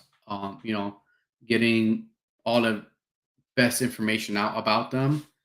So if you want to do YouTube, social media, I think in the day and age, if you're planning to breed and want to sell these animals that you're going to breed, it's very important that you do your social media because any business, look at any profitable business, or organization, nonprofit, whatever it is, they have a strong social media presence, and it's just part of it. As consumers, think about as a consumer, like when you want to know something about a company, A lot of times you go Google it or you go on Instagram and look them up. So YouTube is another just Instagram is videos, short videos, and photos, but YouTube is a long form videos where you can get more detailed about it. Like Joe said, I've gotten a lot of good hits on the breeding process of the breeding with the hog nose and stuff. All right, I'm back. Perfect. Perfect. Um, Joe, I wanted to ask you Yeah. within. I know you touched base last year. You had a rough year. What's been the most difficult part of keeping or breeding hog noses for you, The most difficult part of breeding hognose? or just keeping them? Have you had any like major setbacks? Or For the just adults, you couldn't mean? figure out Adults? either. Adults or Both. either? Let's The let's babies? let's do both. Do adults and babies. All right, so the adults, no problems with the adults, to be honest with you. I'm like, they've been pretty good. I'm like, they feed well. Mhm. Like I said, the males sometimes for me each year go off of feed for like 2 months, then they go back on feed. I'm like, pairing this year wasn't too bad. They locked up, and of course, Jeff. Put a big shout out to Jeff Galwood here, JMG. I'm like, if he charged me 10 cents every time I called him on the phone, he'd be a millionaire right now. But um, love Jeff. Jeff's a good dude. He gave me a lot of direction this season, and he's held up. He's helped me tremendously this year. But that's enough with Jeff. But yeah, the adults are doing great, man. I'm like the adults. This breeding season, we're fine. They ate well. I'm like the parent went very well, except for Autumn. Like I said, she had her ovulation shit after 5 weeks, and that's I called Jeff on that, and Jeff's like, dude, just it might be an ovulation shit. Just pair her right after her, and I did, and she locked up the next day. And it's the only difficult issue I had this year when it came to breeding was the lockup of Autumn, and it proved to be incredibly successful because she had 22 fertile eggs on her first clutch. That's the only issue I saw this year when it came to breeding. Brumation went very well. They all fed basically after a week or two after brumation. That was good. Pairing was good. I mean, like them laying the eggs was perfect. I stayed home every day when I knew they were laying their eggs. So if I saw one laying her eggs in the morning, I would stay home from work. I would just call my boss and say, I'm not going to be in today. And I told the owner of my company when I first started a year ago, I was like, listen, I breed hognose snakes, and there's going to be times where I'm going to have to stay home, at least a half a day or the whole day and just, take care of them. He's like, nope, you're good, dude. That's fine. Just let me know. No big deal. And it was no big deal with the owner of my company, because I'm management. So, I got to be there as much as I can, of course. Mhm. And he was cool with it. So I would tell my employees, like, listen, I won't be here in the morning. I'll be in the afternoon, or I might not be in all day. I'll be in early the next day and take care of everything I need to take care of. And, that helped a lot this year, that I was home when they were either laying their eggs or when it came to my babies pipping. So, of course, when the babies were pipping, I would stay home too as well. So uh, that helped as well. But the hardest part when it comes to the babies, when it comes to breeding, is feeding for the first time. That is definitely the hardest part of breeding, hands down. Yeah. I'm like, because you put an extra small pinky in front of a baby, they look at it and they just run away. They're like, what the fuck's this shit? Are you allowed to curse here? I'm sorry. Yeah, you're allowed to curse, I man. heard you curse on the one podcast, but Yeah. yeah, it's fine. But yeah, I'm like, they look at it and they just fucking run away. I'm like, what the hell's this shit, dude?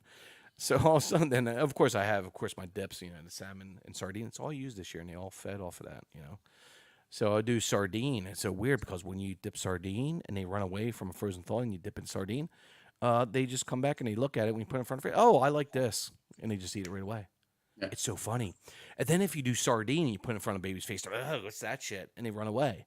They flick their tongue a couple times on it, boom, they're done. And then you get another pinky and you dip it in salmon, you put it in front of their face, and they, oh, I like this, and they eat it. What the hell's going on here? So the most frustrating time was feeding babies this year, man. Just getting them on their first feed. And like I said, I would probably say 60% of my babies fed on frozen thawed right away after a week or two. And that was beautiful. That was a beautiful thing. I'm like, I had my one clutch. The last clutch of this year was 9 babies. 7 of them fed in 10 days on frozen thawed. Nice. The other 2 Great. the following week fed on scented. And, again, and that's the other thing, trying to get them on frozen thawed after they fed on scented a few times. Then you're trying, okay, this guy, I got my card. Okay, he fed 3 times on sardine dip. and you go and you try to do frozen thaw, and they just don't look at it. Or what they do, which is pretty cute. So what some of the hognoses do if they're feeding on scented like salmon or sardine, what they'll do is they'll look at the pinky mouse, they'll flick their tongue, and they'll go all the way around the pinky mouse, and they will not open their mouth. They'll go all the way around it, and then look for the scent of the sardine or the salmon. They go all the way around there, like, and then what happens? What happens after a minute? They just leave. They're gone. And then when you dip it in their, their preferred juice, salmon or sardine, then you put it back in front of them. Boom, they eat it right away. Yep. It's just so freaking cute. But it's just funny how when it comes to scents and how incredible scenting, it's a must. You have to scent. Yeah. Yeah, you have to have those. You can't be a breeder for your first year or second year and not sense your pinkies when it comes to your babies. You have to, and you got to try everything. I'm like, I tried what was it, the little sausages or whatever they call it? Vienna sausages. Vienna sausages. Yeah, I've heard people use it. Yeah, I tried it. None of them took the juices or anything. I tried that. Tried sardines, salmon. I tried tuna. Tuna didn't work for me this year. I tried it, but it didn't work.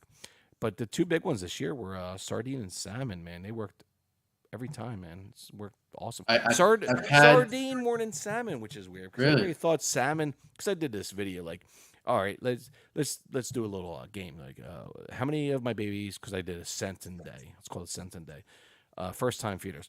Will they take sardine or salmon? I think salmon was like 9, and no, sardine was 9, and salmon was like 6. Everybody voted salmon in the comment section on my YouTube video, but it ended up being sardine. Yeah, sardine's working incredibly well. I've had a good success with salmon this year. Yeah. Salmon. Last year I had I think 2 or 3 grow up males, and they took with sardine. Yeah. So it all depends, on the hognose. Whatever it's in the mood for today, Congrats, Billy. Billy at B&M. There you go, Billy Blanchett. There we go. He said setting up the account to start shifting it towards the hog news. Let's go, Billy. Perfect. You see that? Yep. Enchanted Hogs, wrong. We have 21 hog noses first year, never sent it. That's great, man. That's really good if you can get them all on no scent. That's really good. But like I said, I had a clutch of 9, 7 of them after 10 days took frozen thawed right away. And it's just so funny because all the different personalities when it comes to the babies. Like, there are so many different personalities. It's just insane. Like, you'll get a 10-gram baby, and you'll put a frozen thawed right in front of their face, and like they'll eat it right away after 10 days of hatching. Sometimes you'll have a 10-gram baby, and they won't eat for 7-8 weeks, but they end up feeding because they're still big, they're still healthy, they still look good, and it's just weird, man, how it works, man. I'm sure it's some kind of a it's very interesting how, like you said, like you would think after 3 weeks they'll start losing weight and stuff like that. They don't. They look perfectly like they're eating every day. Some even gain weight. Yeah. Because the exact yolk and saddle. But some people will actually brumate their babies. For I've heard. 4, 5, 6 weeks, 8 weeks, and then when they come out of brumation, their appetite, their metabolism just kicks right in. Yeah. I'll tell you this. I did this past year. I brumated everything. Subadults, 3-month-olds, 6-month-olds, adults. I brumated everything. Yeah. And that's what I'll probably end up doing with my subadults too as well, just to get them into the loop of things. But yeah. Yeah, and it went well. All nothing came out bad. Everybody went back on feed as normal, and they're all doing great, growing great. Nice, so, man. definitely going to do it again. Everything that's going to be a holdback is going to go straight into brumation at the end of the year. Yeah, it's so funny. Like, when you experiment with certain things, like you learn a lot of things in this community, like on how to care for subadults, adults, and babies, and you try those things, and those things don't work. Or they might work for a handful of your babies or adults, whatever. And then you just think about things like, well, what if I do this? Well, it ends up working. You're like, nobody's ever talked about this before. You know what I mean? And you're like, okay, it's something I'm going to keep underneath my skin. Like, there's certain things that I did this year when it came to breeding, when it came to my females when they were gravid. I did certain things this year, which I'm not going to tell anybody, which I thought worked this year. but something I've never heard of, and I'm going to do it again next year because it seems like these females produced more eggs than I thought they were going to provide. Hmm. Especially being first year breeders. So, Yeah. but Well, I'm pretty sure you buy your rodents frozen thawed too, right? oh yeah, yeah, Yeah. Do you supplement yeah. Calcium and vitamins, vitamin all D, year round or just during breeding season? all year round. All year round. Same here. Yeah, but Yeah. I only do it every other feeding with my adults. I don't do it Mhm. every feeding. So I think it's important because at the end of the day, we don't 100% know what these feeders are getting fed. mm, So they might just be, might be getting some good food, or it might just be fat and calories, and that's being transferred right over to our hard noses. So I think yeah, for well, myself, I think supplementation is very important. yeah. To hog them. Well, because you got to remember they eat a variety of things in the wild. So they eat Right. toads, lizards, amphibians. I'm like, they'll eat a variety of things. Now, I've had a couple breeders tell me like, nope, I don't supplement, man. The mice, the frozen thawed, they got good bone structure. These mice, and they'll get their calcium from that. I'm pretty sure they do. But I use powdered calcium Mhm. uh, every feeding, actually, heavy doses after feeding. Um, well, heavy dose at feeding after brumation. So I will, with the females at least, and the males too as well. I will dust them pretty good in calcium powder during breeding. That's one thing I guess I'll tell you guys. Heavy dose of calcium powder. And I guess they'll excrete the shit that they don't absorb, which is cool, Yeah. which is fine. But yeah, I dose calcium powder every feeding. And I feed my hog. One thing I'll tell you guys, a little thing I did this year, which I think that helped. My females, so they were around 240 to 260 grams before they start getting really bulky and gravid. Um, I feed them two small mice or two medium mice um, every 4 days. So a lot of people give them large feedings. They'll give them an extra large or a large mouse and just give them that every 3 or 4 days. I did small feedings this year. I think that had a lot to do with my, towards my Yeah. success this year too as well. Just Uh, smaller meals, very small meals. more frequent, Well, not more frequent, but smaller meals. smaller. You still feed every 4 or 5 days. Every 4 days, Oh, 4 to 5 days. every 4 days. Yeah. Yeah, Yeah. twice a week I do on my females after I confirm a lock up, and I powder calcium Yeah. on the first mouse. If it's a medium or a small, give them that to get that down, and I give them a second one after that. That's not powdered, and then do that. So I give them two small meals every 3 to 4 days, or 4 to 5 days. I I'm sorry. think I think that's very good. I did the same thing. Okay, all right. I Probably why you're supplemented, successful. and I brought them down to hoppers, and every 3 4 days I was feeding them in between hmm pairings. hmm I'll feed them, let them digest the food, poop it out, and then repair.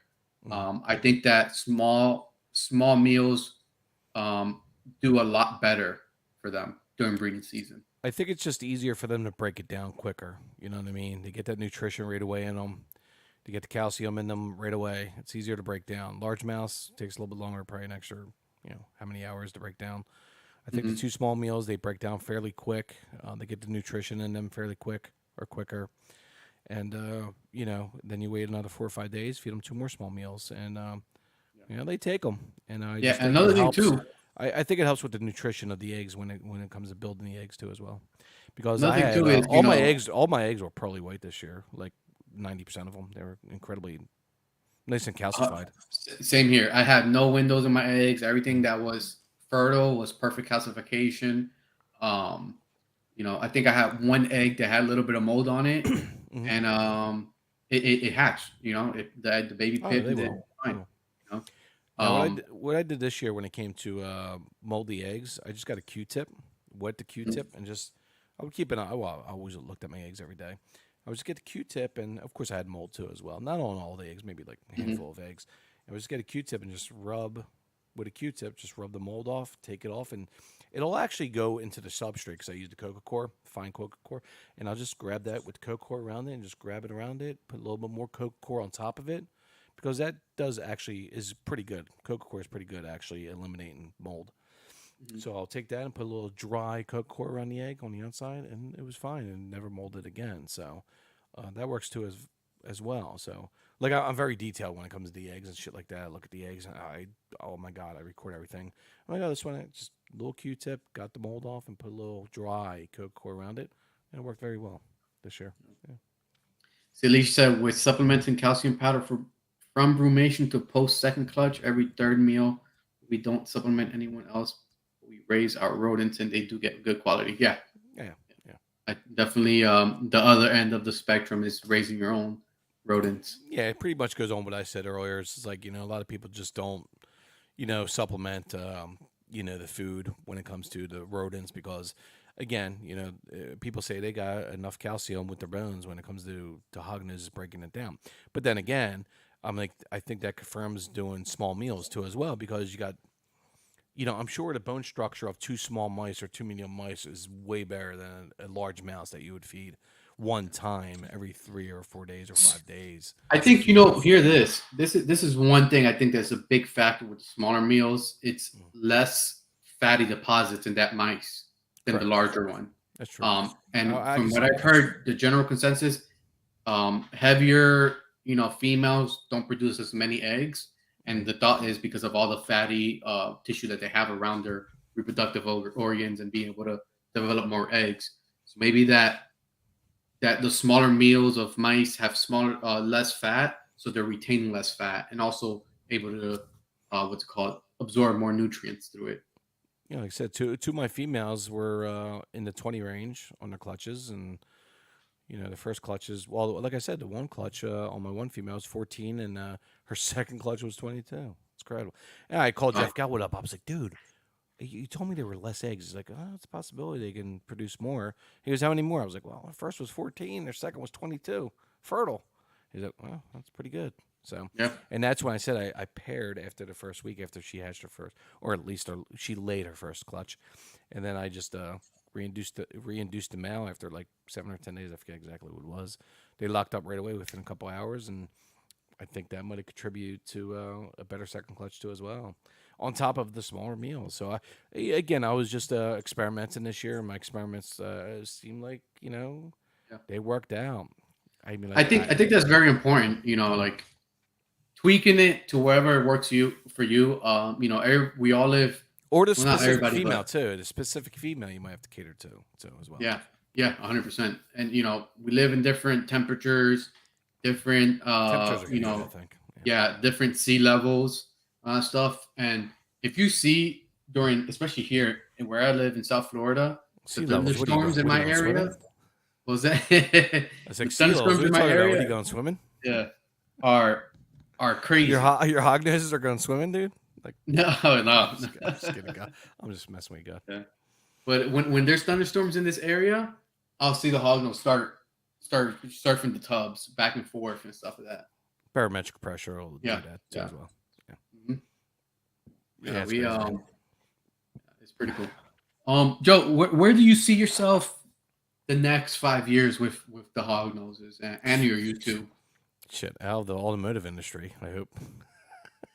So Yeah, you I've been in the automotive industry for 34 years, man. Since I was 16 years old, man. I'm almost 50. I'll be 50 in 3 months. Believe it or not. you're an old man. Yeah, people think I'm in my mid 30s, late 30s. I'm like, yeah, I know. I still got all my hair, but which I have a hat on tonight, but yeah, I'll be 50 in January, man. It's crazy. But 5 years in the hognose industry, I'm like, again, not trying to pat myself on the back here, but this year has been insane. Selling babies, making babies, and I only did 3 females this year. I got 6 clutches. They all double clutched, and 59 babies out of 3 females. Next year, I'm gonna do 6 females. Can I hit 150, 200 eggs? I don't know. I might do actually 8 or 9 females this year. I don't know.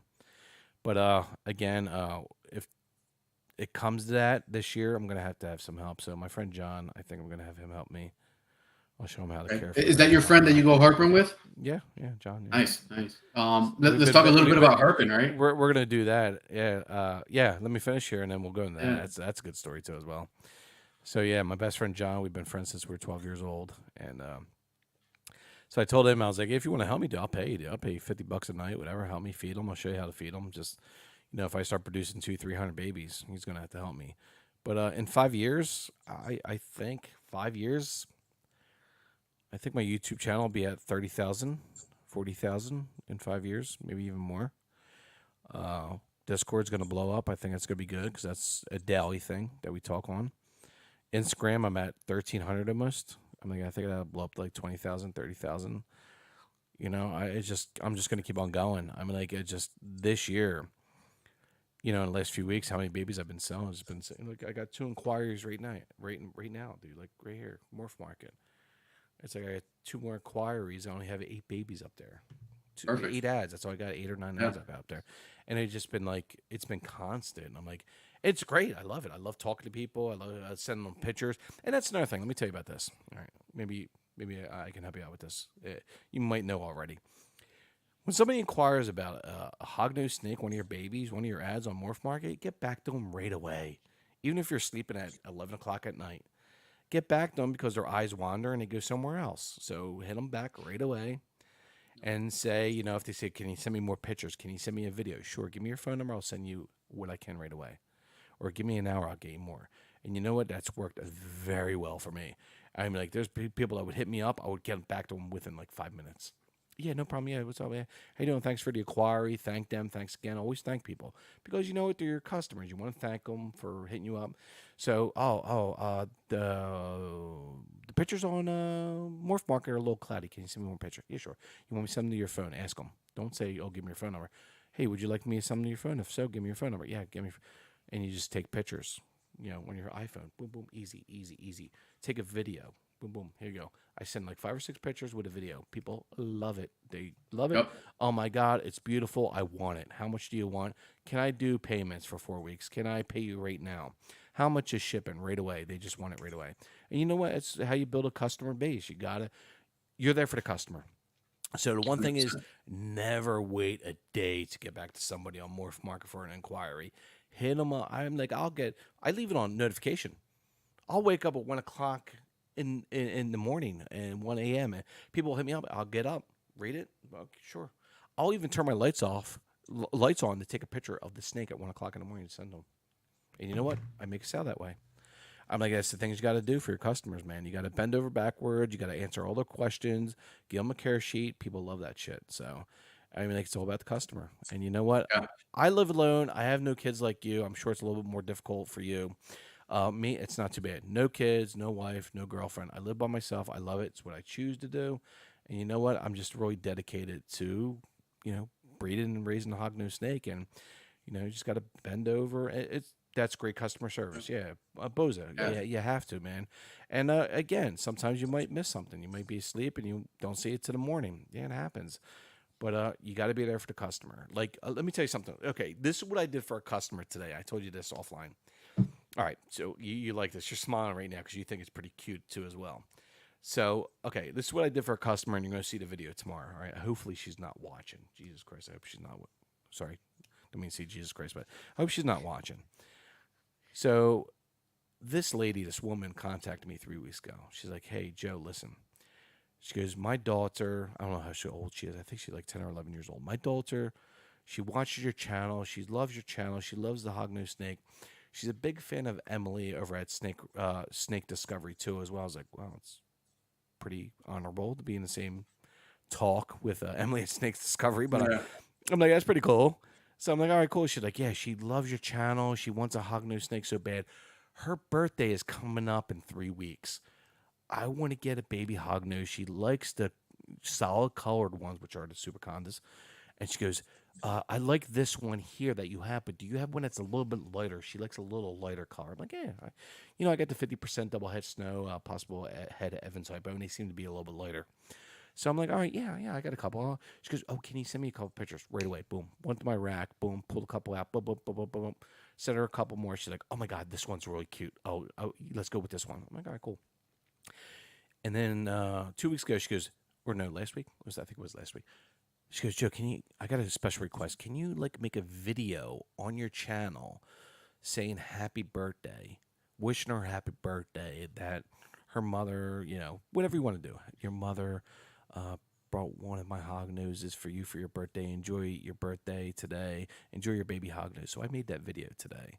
I posted it. It's not online yet, but it's going to be up tomorrow at 12 o'clock. You guys will see it if you're on my channel.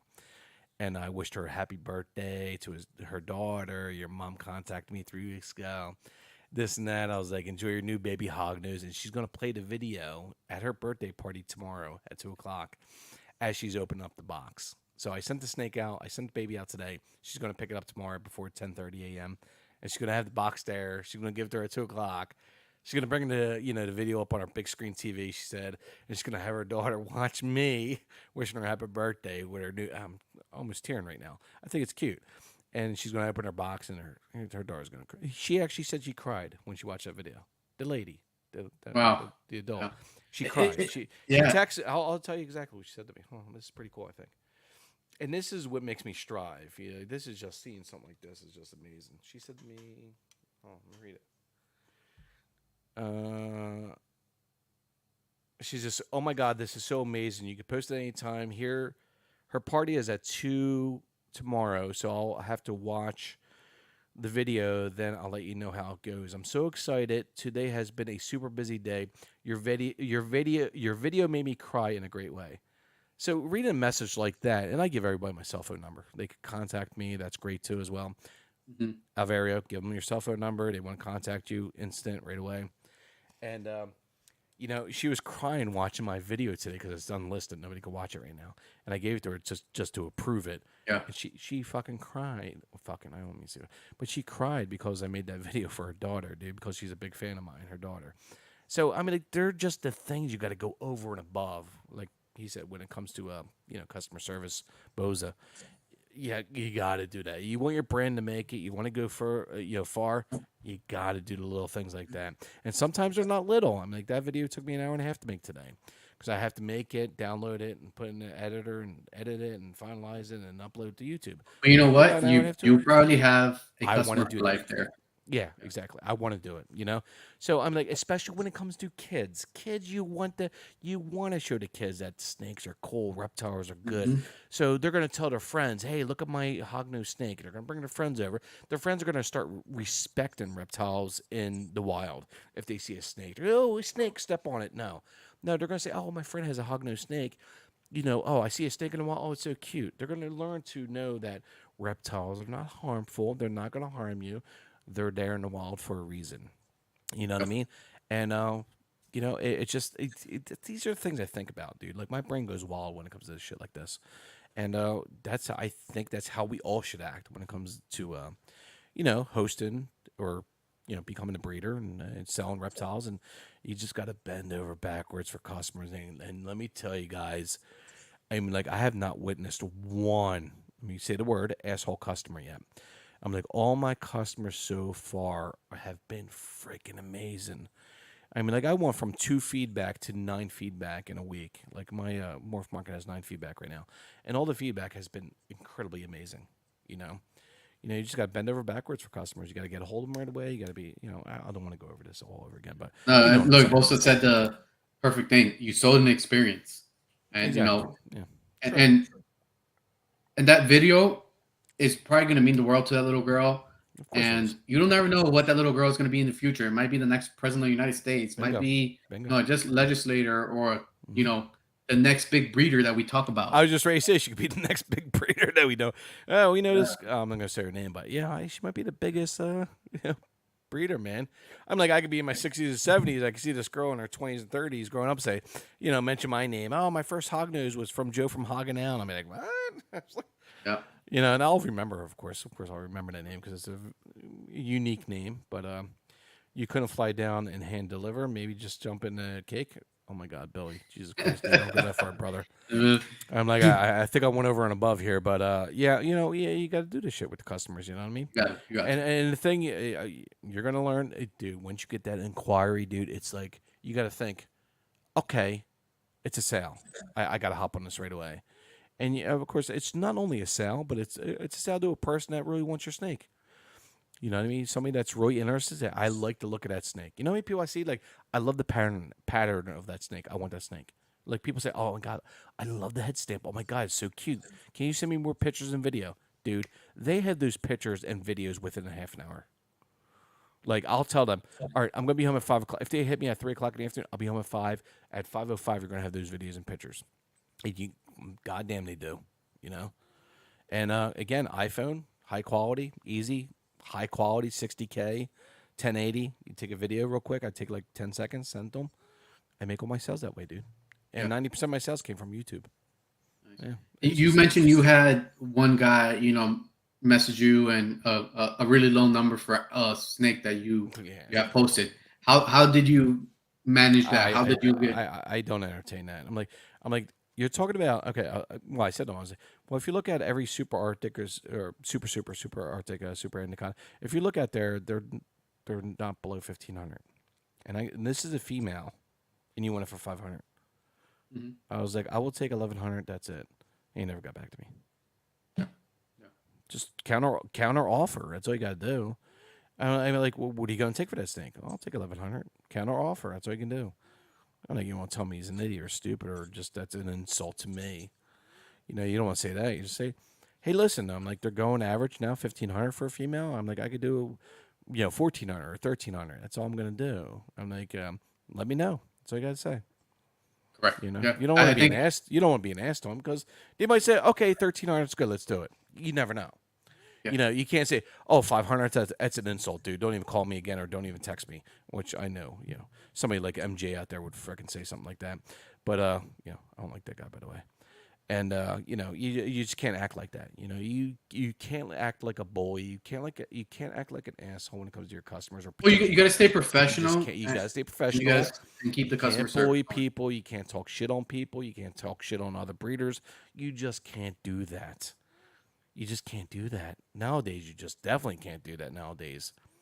Like you. I like you. I think you're a great guy. I watch your videos. We're here, and I'm going to post this video on my channel to bring more traffic to you. And, GMG's been great to me. I want to help him out with his YouTube channel. I tell him, Mhm.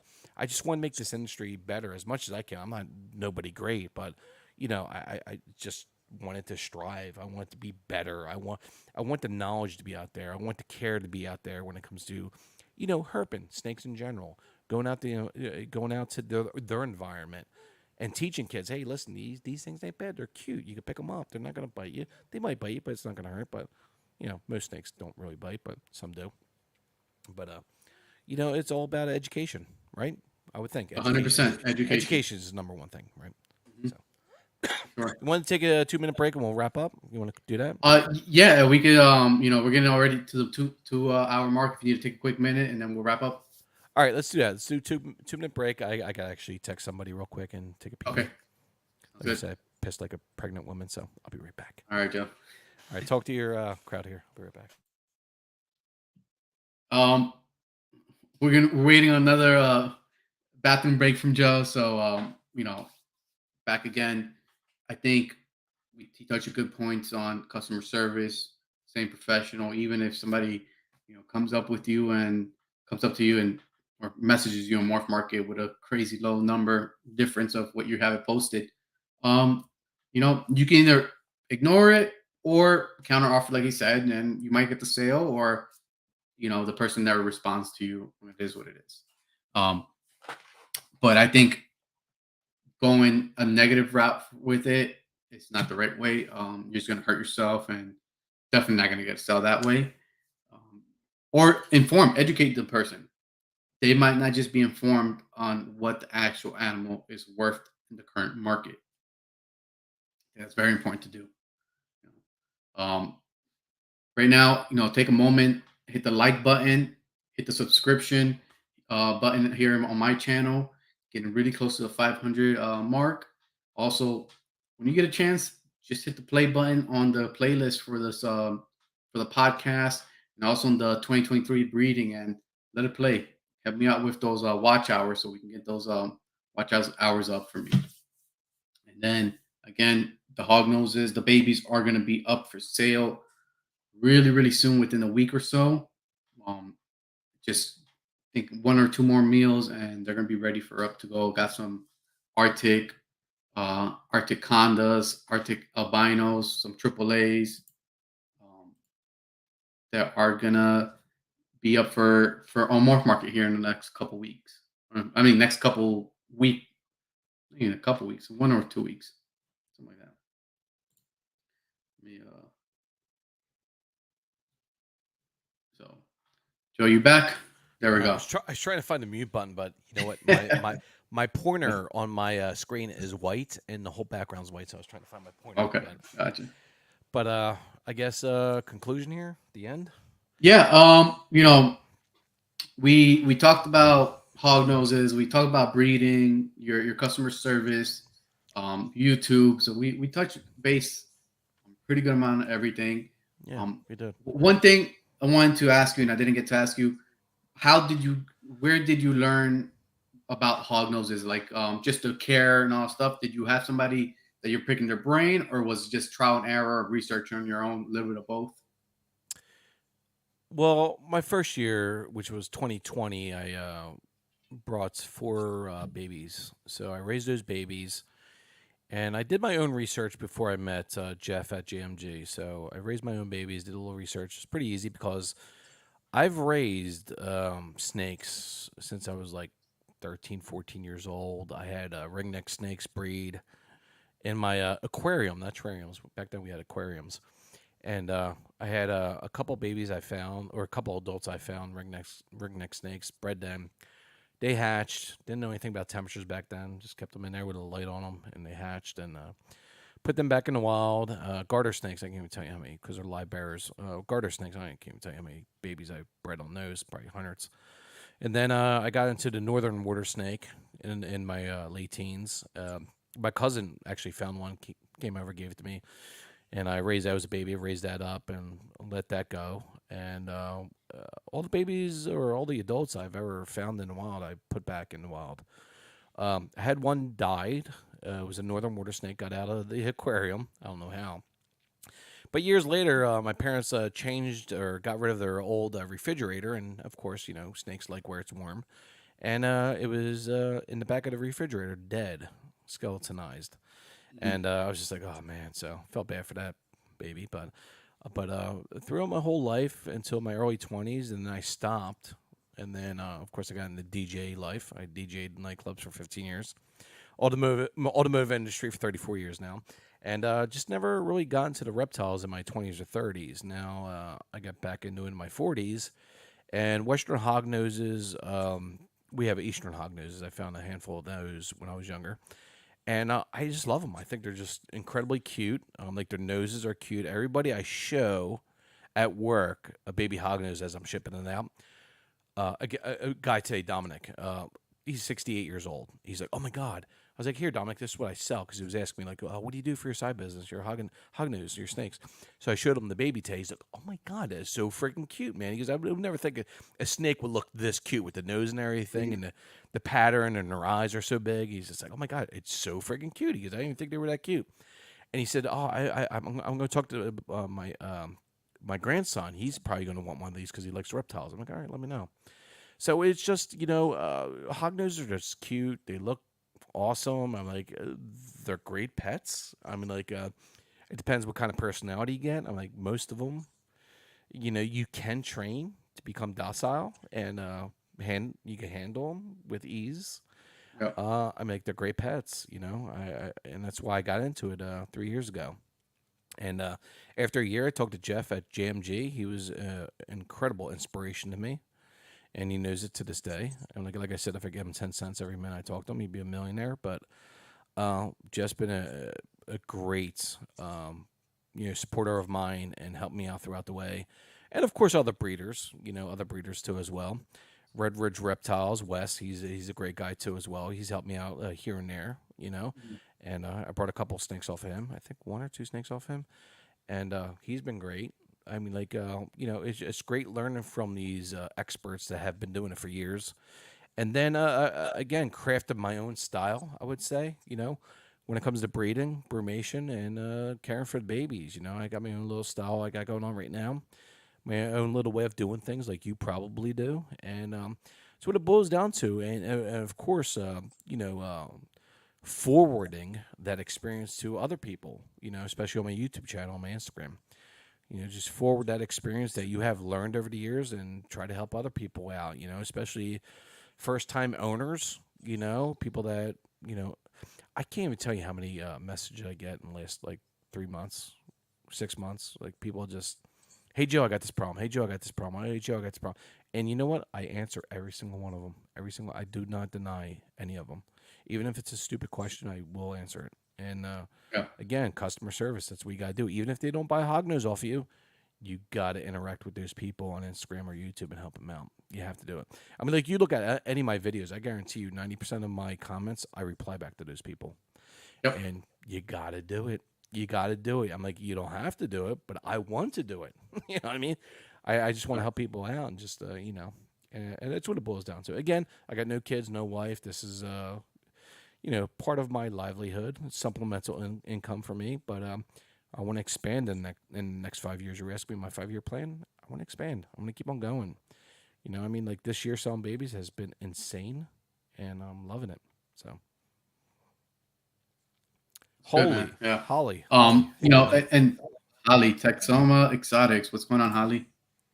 And like yourself, I had, Eslin Exotic Fire Hogs was my guy that he gave me, we built a friendship and he showed me a lot about hog noses. And I'm very surprised or, you know, thankful also that they're willing to give me the information that they had, willing to share. And most people are, if you are, Some people don't, man.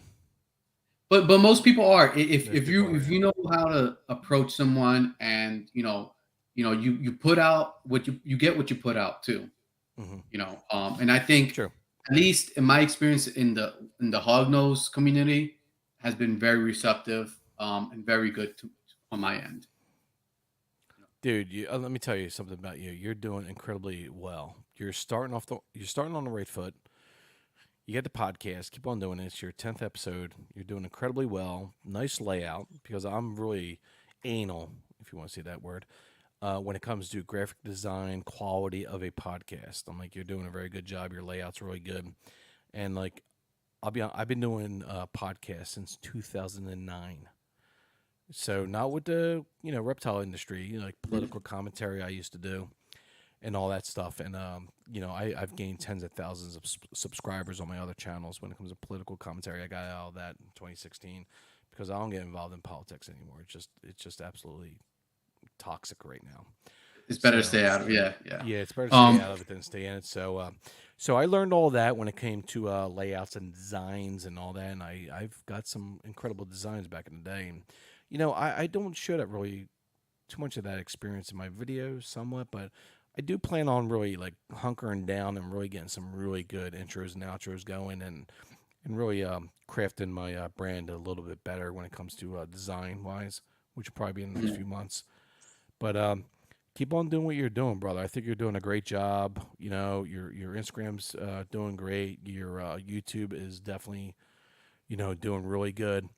Like I said, if you produce 1 or 2 regular videos a week, shorts, try to do shorts every day if you can, or every other day, they totally get you so many subscribers. Like 80% of my subscribers come from shorts, video shorts on YouTube. So you get a huge amount of subscribers from video shorts. Do that. My regular videos are just there because I want to do it. I want to keep my community active with my videos. And, during the breeding season, I was doing 2, 3 videos a week. Now I'm down to like 1 video a week, but I'm trying to keep the shorts going like 3 or 4 times a week. But I've been just so busy at work. I'm like, work's been so hectic. But yeah, I mean, like I got a lot of ideas coming up for videos, not just feeding videos or anything like that, but care videos. I got 3 of them in line right That's now. I think that the care videos is very important. Yeah, of course. Yeah. And like you said it yourself, you're getting a lot of traction just on those care videos, on the basically Hognose one-on-one videos. Because there's no really ready accessible one-stop shop for any reptile, really, on how to take care of them and all that stuff. I mean, even vets. I've been to a reptile, exotic animal vet, and I can tell from their answers it was just educated guess. Hmm. Um, so it's very important for us with our experience and working with the animals day to day to put out what we're finding and giving it out to the public. And it's all about experience. It's all about research. So if you like one channel and you're sticking on that one channel, saying, "Well, this guy, I'm going to believe what everything he says," don't Yep. do it. Don't believe everything I say, please. I mean, I already Mhm. told you earlier on, like an hour ago. Like I think some of my earlier videos from a year and a half ago, I think I got 80% right in those videos, but 20% wrong or different in opinion. I think it could be right, but it most likely is wrong. And just research everything. View different subscribers or channels or people on Instagram. Ask the same question to 5 different breeders and see what they come up with, Yeah. and try You might something get five that different each of them say. answers. You might get 5 different answers. Correct, bingo. That's what I was getting at. Yeah. And just do what works for you. All right. So when it comes to feeding your baby, I say, well, do this. Put a paper towel underneath the warm hide. Put the pinky outside. See what happens. So many people might say, hey, use a PCV tube. Put it in there and put the pinky inside. Okay. Well, whatever works for you, stay with it. You know what I mean? Because something that works for me might not work for you. So Mhm. that's what it all boils down to: trying new things. Listen, Hognoses, besides Jeff Galwood, is pretty new. It's not, within 10 years, I would think, 8, 10 years. I'm like, we're not in the 50 years right now. We're not where the boas or the pythons are right now. Mhm. All right. We're still sort of new. Not new, but we're Yep. sort of new. And Hognoses are very popular right now. Very popular. You know what I mean? Especially with anime and stuff like that, people just like my logo. If you look at my logo right now, that's an anime hognose. It's anime. Mhm. The eye is anime. The tongue, the face is anime. Yeah. It's like I have this artist called Spooky Panda Girl. You can check her out on Deviant Art. She's a big time anime artist, and she hooked me up with this logo. I said, just make a hognose snake wrap around. You don't have to be detailed, but detail the eyes, detail the mouth, detail the nose, and she did. And like if you look at the eye, specifically eye, if you zoom in, it's an anime eye. Like when you see anime eyes, the hognose snake has an anime eye. So she did that for me, and just I love the logo. I think it's very simple. I'm like, I don't like the word Hoggin out on the logo. I might fix Mhm. that, but other than that, it's my logo. It's my branding. I got to keep with it. I might tweak it a little bit, but other Yeah. than that, it's my branding. People know it. When they look at it, they know who I am. So that's what we got to do. Great. Like you. Look at you, man. Look at you. Yeah, like Clover. it's funny you say that because like this shirt, I got one of my good friends to make the hog nose, and I told him, do something a little different from my original logo, make it more cartoony, animated, same thing, Hmm. and he ran with it, and he did a little different, like the patterns not circles or like squares and stuff like that. Yeah. So it looks like a It looks little very. It looks cool. very good. Yeah. Big shout out to Trinity. Trinity Murray. How you doing, Trinity? Trinity's Yeah, good people. Trinity. She's good Trinity people. is a good supporter too of myself. I know she's on your channel, and Yeah. like I said, the Hognose community, 90, I say Tight. 98% of it is really Hey, good. it's good, man. There's no drama. There's very little Mhm. drama, which I won't get into. I don't like the guy that you were on his show. I don't like that motherfucker. I'm sorry. Everybody has their opinion, right? Yeah, of course, So but yeah, there's some toxic people in the community, but other than that, like you said, 98, 97% of people, they're all freaking awesome, man. They're awesome people, mhm. man. I love interacting with everybody. Like I said, reply to all your comments, man. You just got to be there for the customer. Got to be there for the people that are supporting you. If I see something on Discord, I got Discord open all day. I got notification on everything: Instagram, Discord, YouTube. Morph Market. Anytime I get something on my phone, boom, I'm right there, dude. I'm like messaging them back. And again, that's what you gotta do, man. You gotta build that customer base. You gotta build that trust with your community. You gotta build that trust with your customers. And again, I could be here, repeat myself 8 million times, but it Yeah, just helps. People want that. People want that. Like you want to buy a hognose snake, right? You're like, oh my god, that hognose is freaking awesome. I want that. And you're inquiring about it. You're like, oh yeah, dude, come on, get back to me. Come back to me. Tell me you're not thinking to yourself, All right, I got to keep on checking my phone. Did he get back to me yet? Did Oh, he get back to me 100%. yet? Yeah. Yeah, of course, right? So that's what it boils down to. So you got to be that. You're the breeder now. You're the seller. Yep. So you got to be on your A game, dude, when it comes to people inquiring about stuff, man. Send those pictures. Get their phone number. Hit their phone number up in your phone. Send those pictures. Take those high quality iPhone, because iPhone's high quality now. Yeah. Videos and photos. Take those pictures. Get those close ups. Send them out. Sell that product. Help them out. They want you to help them out, and that's what you got to do. You know. Thanks, guys. I've been watching on and off and listening for most of your stream. I was driving part of the time. Thank you. Thank you. Trinity, make sure you're listening. Don't watch. Yeah. Yeah. Driving. So we're gonna wrap it up, Joe. Yep, We're getting absolutely. 2 hours, 15 minutes. Say thank you for taking your time being on the show. Thanks for Giving having us a me, little brother, bit man. of experience on your, especially on the YouTube stuff. So I know a lot of people are, right there on the line if debating if they want to do it or not. Look at Billy. It's a lot of work, man. Yeah, it's a lot of work. But anybody can do it. I think anybody can Anybody could do it. Anybody could do it, man. It's just like I said, a good intro, a good outro, and just just have a good personality or a decent personality, and just come up with the facts, man. Put some bullet points together in a word, and that's it, man. That's all you gotta do it. Justin, what's up, man? How you doing? Justin, thanks for stopping by. Hey, you're welcome, man. Thanks. So I end my show. Wait. So what you got? Big shout out to you, man. Thanks for having me, brother, man. Thank you. You're a good dude. That's the reason why I came on this podcast, because I like you. You're a good dude. Like you said, 97, 98% of people I have experience in this community are great people. You're a great dude. You're going into the right direction, which is great, man. Keep it up. I'm like, just get that YouTube going, man, because I'm telling you, that's going to help you out sell some babies, man. YouTube is huge, man. For sure. Keep on doing what you got to do. I'm like, post breeding videos, laying eggs like you have been on your shorts, and there's no shame in promoting your morph market. Just say, hey, listen, show some high quality videos. Hey guys, I got these few babies here. Give them animal numbers or ID numbers or item numbers for your morph market. Because I try to correlate my video item numbers or animal numbers to my morph market. That totally helps. Trust me. That's another thing.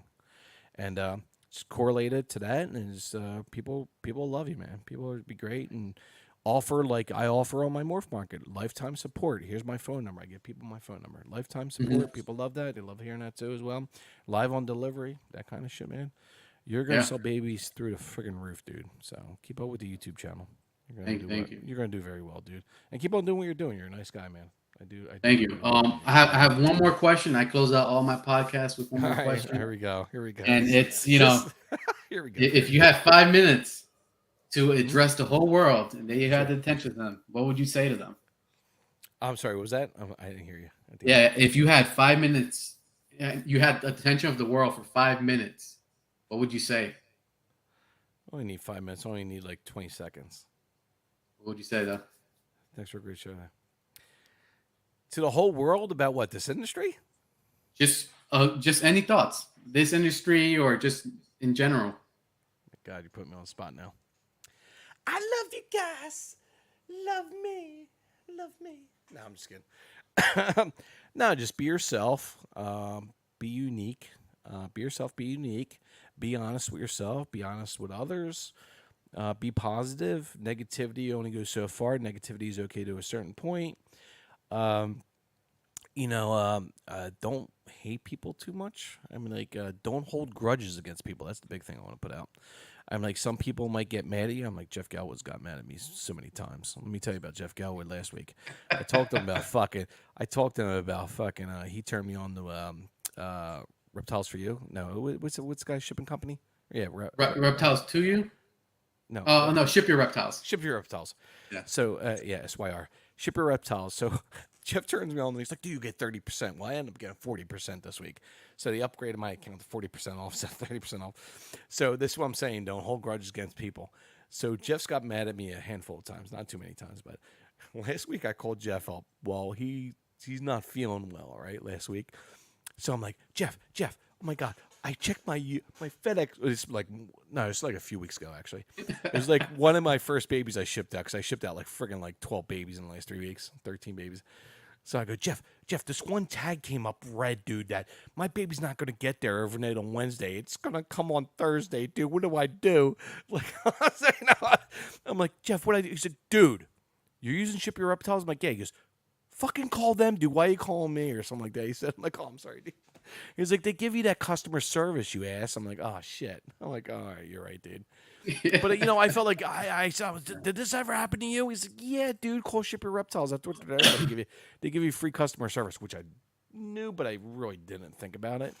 So Jeff got he didn't get pissed anyway. He seemed like a little pissy at me. He's like, just fucking call him, Joe.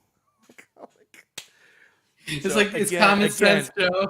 Yeah, so common sense. So it's just like, even though he got mad at me, I don't take offense to that. I'm like, whatever, Jeff, so fucking bitch me out. I don't care. I'll bitch him out too, whatever.